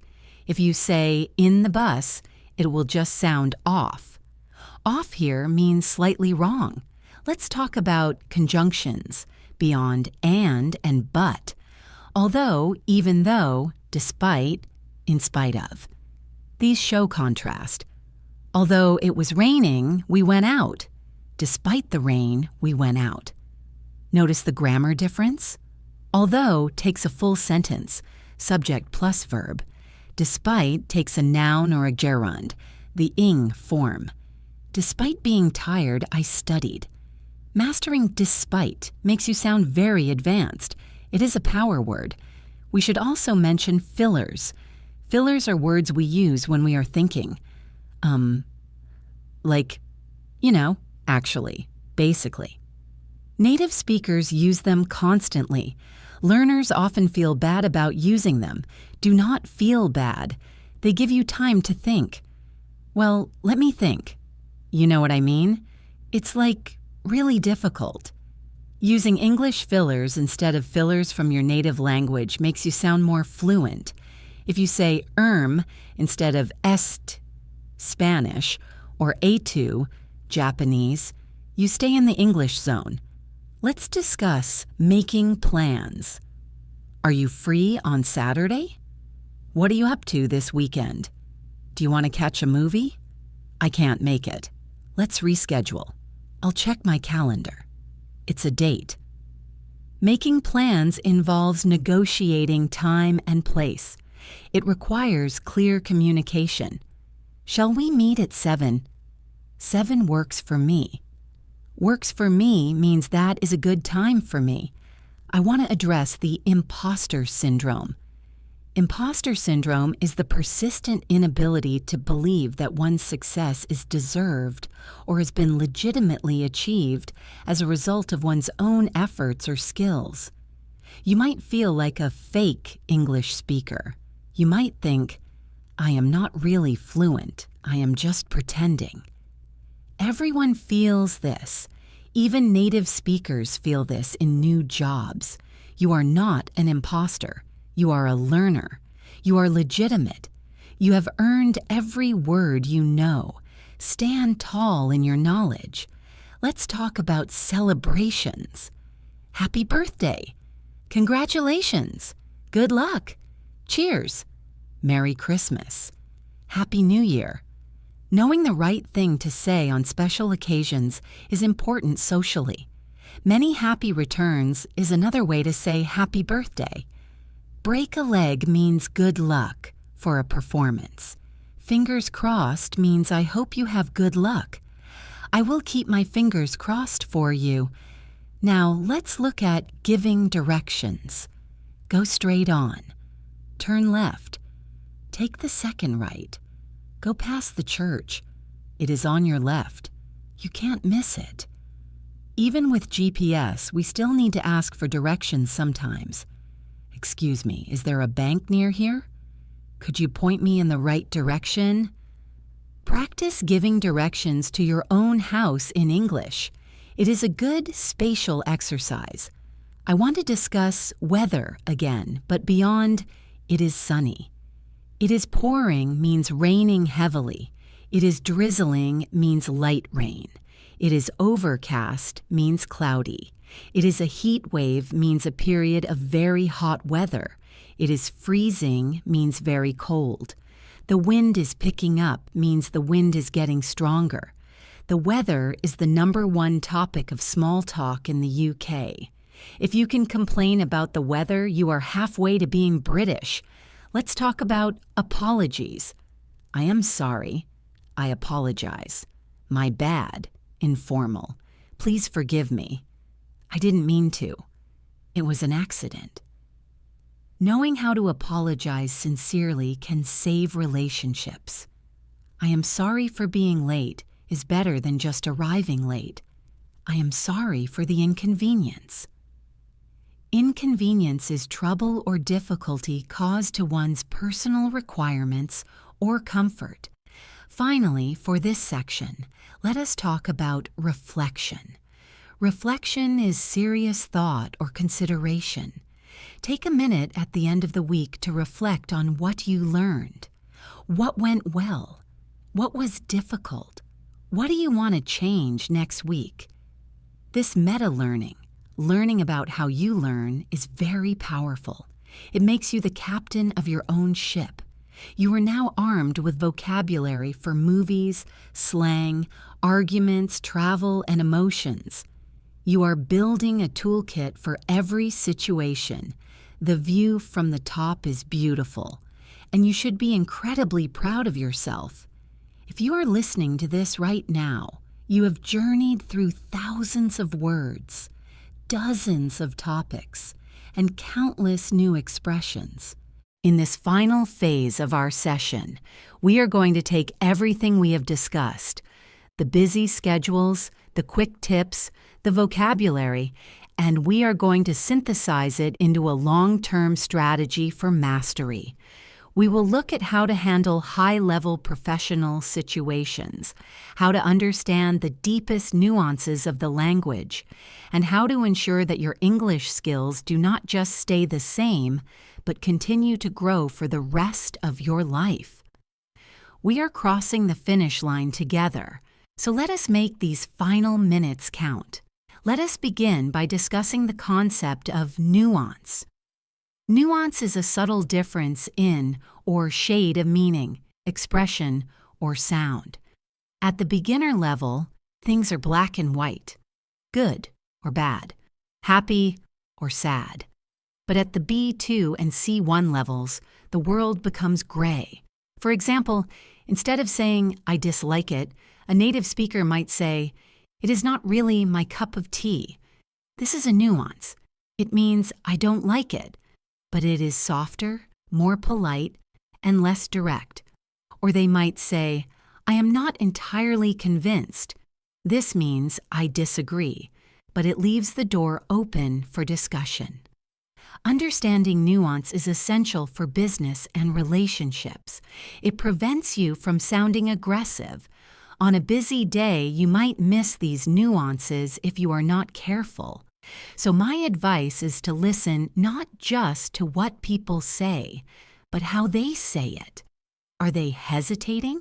Are they using softeners like perhaps, maybe, or slightly? These words change the entire meaning of a sentence. Let's move into the realm of negotiation. Whether you are negotiating a salary, a business deal, or just where to go for dinner with your partner, you need specific language. You need to know how to compromise. A compromise is an agreement reached by each side making concessions. I can't give you 10%, but I can meet you halfway at 5%. To meet halfway is a key idiom here. You might talk about leverage. Leverage is the power to influence a person or situation. We have good leverage because we are the only supplier. You might reach a stalemate. A stalemate is a situation in which further action or progress by opposing or competing parties seems impossible. The talks have reached a stalemate. Knowing these terms makes you sound authoritative and professional. Authoritative means commanding and self-confident, likely to be respected and obeyed. We should also discuss irony and sarcasm. These are very common in English, especially in the UK and US. Irony is the expression of one's meaning by using language that normally signifies the opposite, typically for humorous or emphatic effect. If it is storming outside and someone says, "Lovely weather we are having," that is irony. They mean the weather is terrible. Sarcasm is similar, but usually more cutting or mocking. If you drop a plate and break it, and your friend says, "Well done, genius," that is sarcasm. They do not think you are a genius. They think you were clumsy. Clumsy means awkward in movement or in handling things. Detecting sarcasm on a busy day can be hard because it relies on tone of voice. The voice usually goes down and drags out the words, "Oh, great." Practice listening for this mismatch between the words, great, and the tone, bored, annoyed. Let us talk about bias in media. When you listen to the news, you are hearing a perspective. Bias is prejudice in favor of or against one thing, person, or group compared with another, usually in a way considered to be unfair. Is the reporting objective, based on facts, or subjective, based on feelings and opinions? Critical listening involves asking, who is speaking? What do they want me to believe? What are they not telling me? This is advanced listening. It is not just decoding the words, it is decoding the intent. Intent is intention or purpose. His intent was to deceive. To deceive means to cause someone to believe something that is not true. Now let's look at the vocabulary of change and innovation, which is relevant for the modern workplace. We talk about disruption. Disruption is a disturbance or problem which interrupts an event, activity, or process. In business, it often means a new technology that changes the market. AI is disrupting the industry. We talk about pivoting. To pivot means to turn or twist. In business, it means to change strategy completely. The company pivoted from selling hardware to selling software. We talk about being agile. Agile means able to move quickly and easily. We need an agile team to respond to these changes. These are buzzwords. Buzzwords are words or phrases, often items of jargon, that are fashionable at a particular time or in a particular context.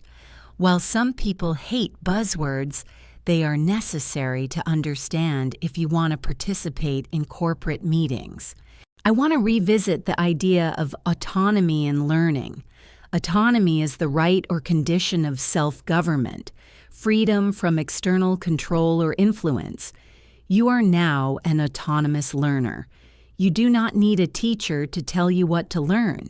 You can identify your own gaps.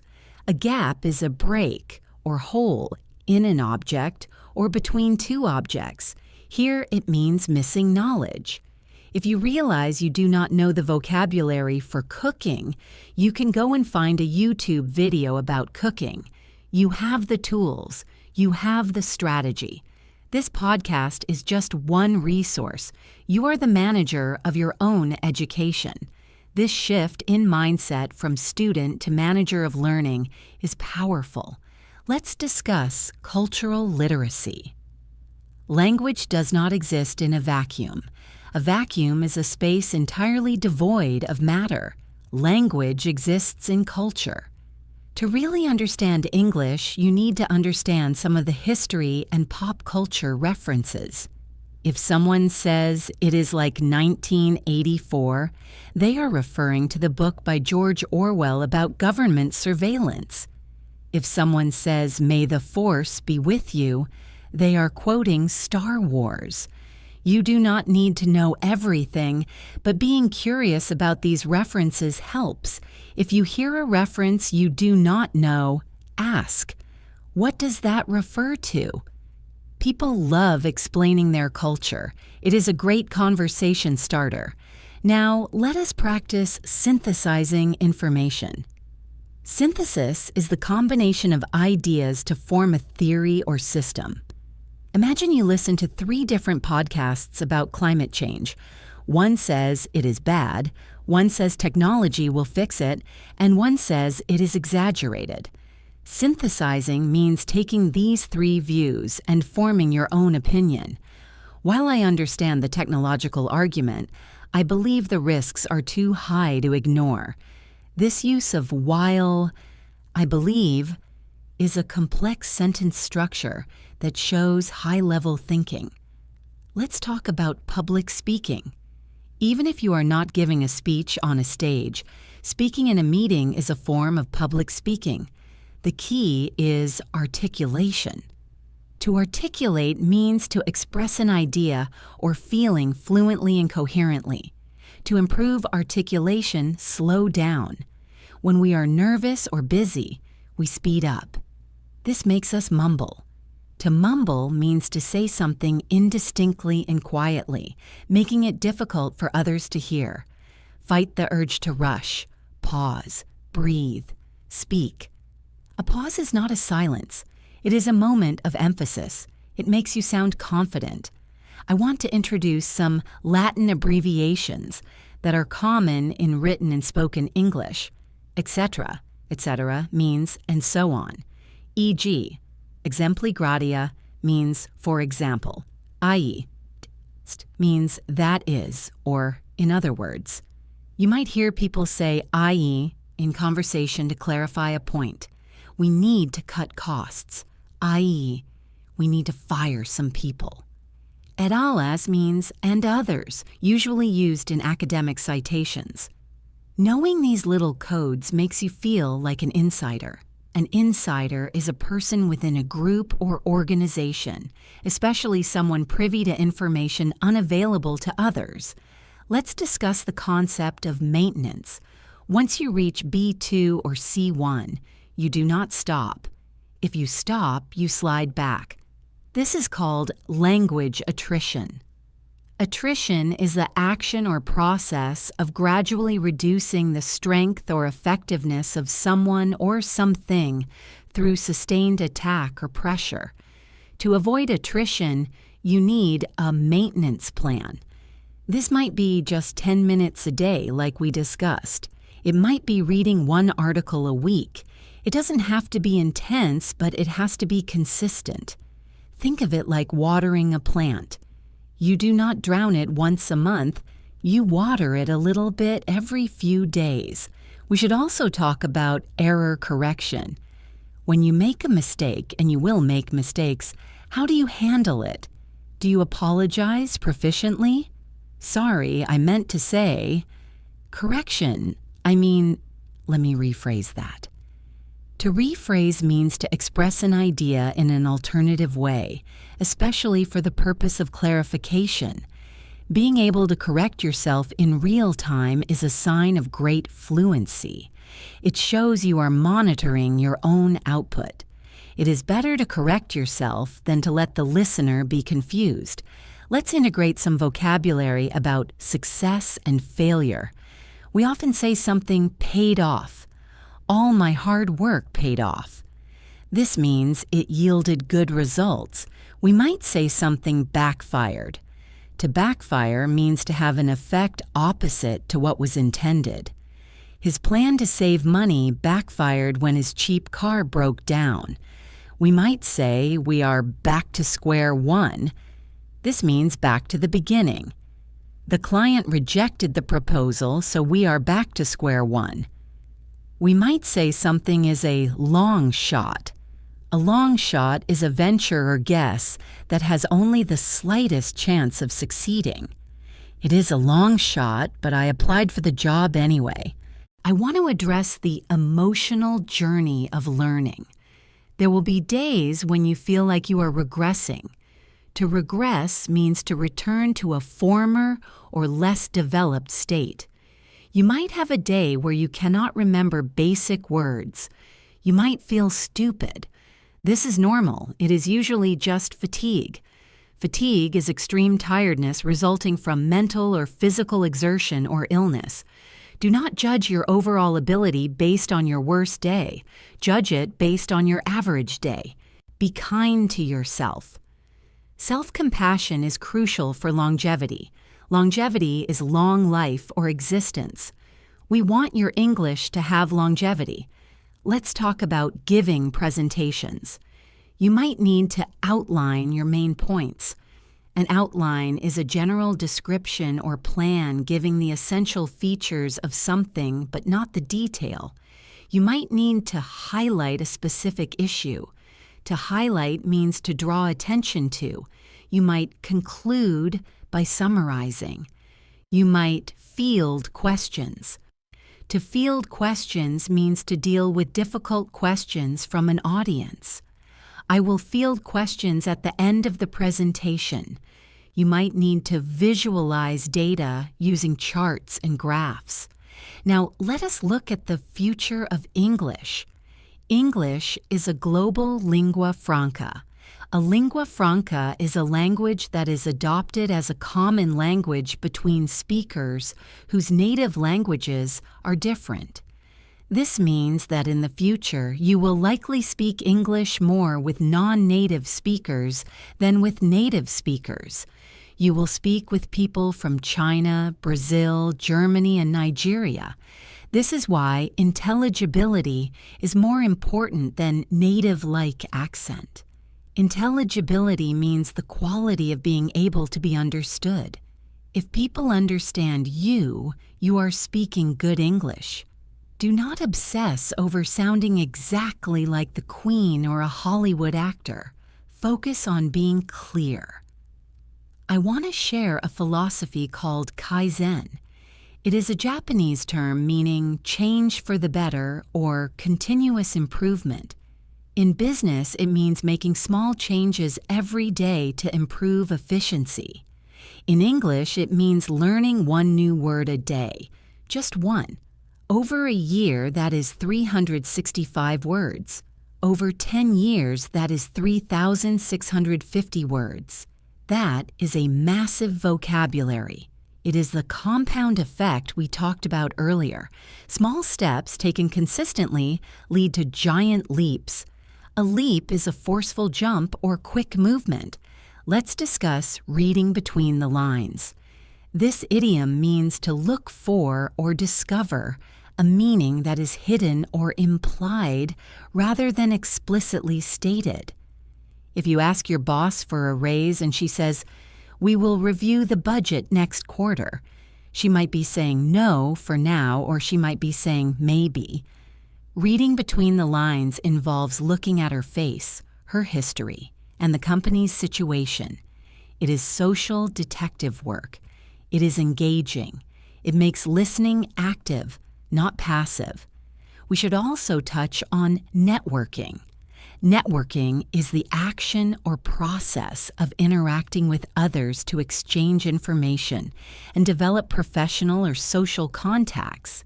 In networking events, you need your elevator pitch. An elevator pitch is a short description of an idea, product, or company that explains the concept in a way such that any listener can understand it in a short period of time. The time it takes to ride an elevator.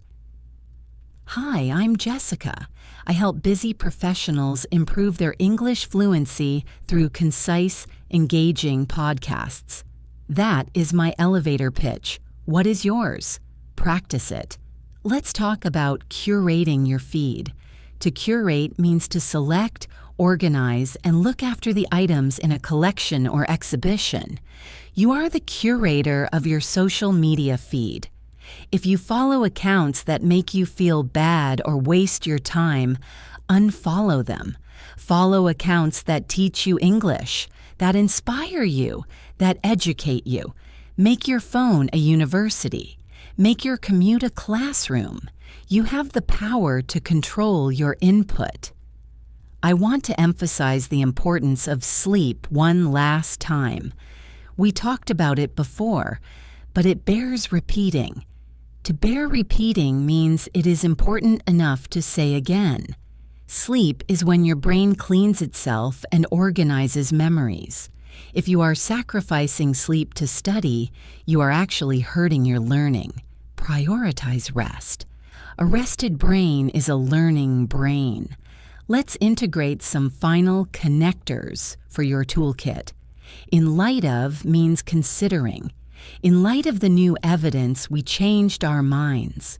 On the contrary is used to intensify a denial of what has just been stated or implied by suggesting that the opposite is the case.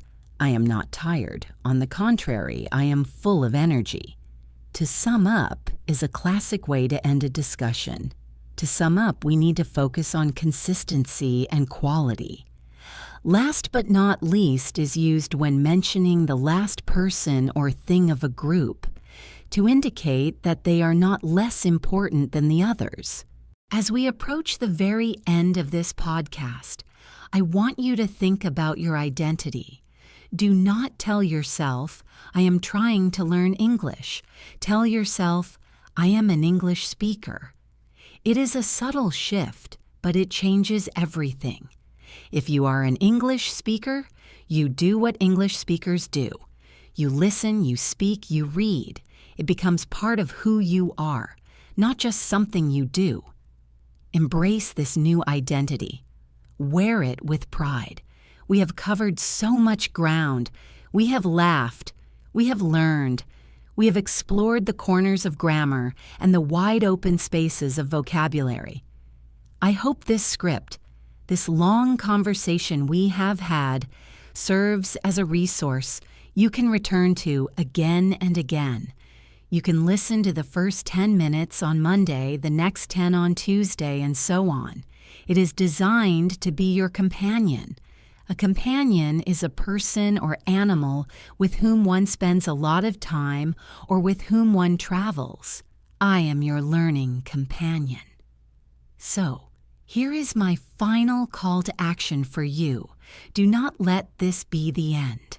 Let this be the beginning of a new chapter, a chapter where you stop making excuses and start making progress, a chapter where you use your busy days as a gym for your brain, a chapter where you finally reach that level of fluency you have always dreamed of.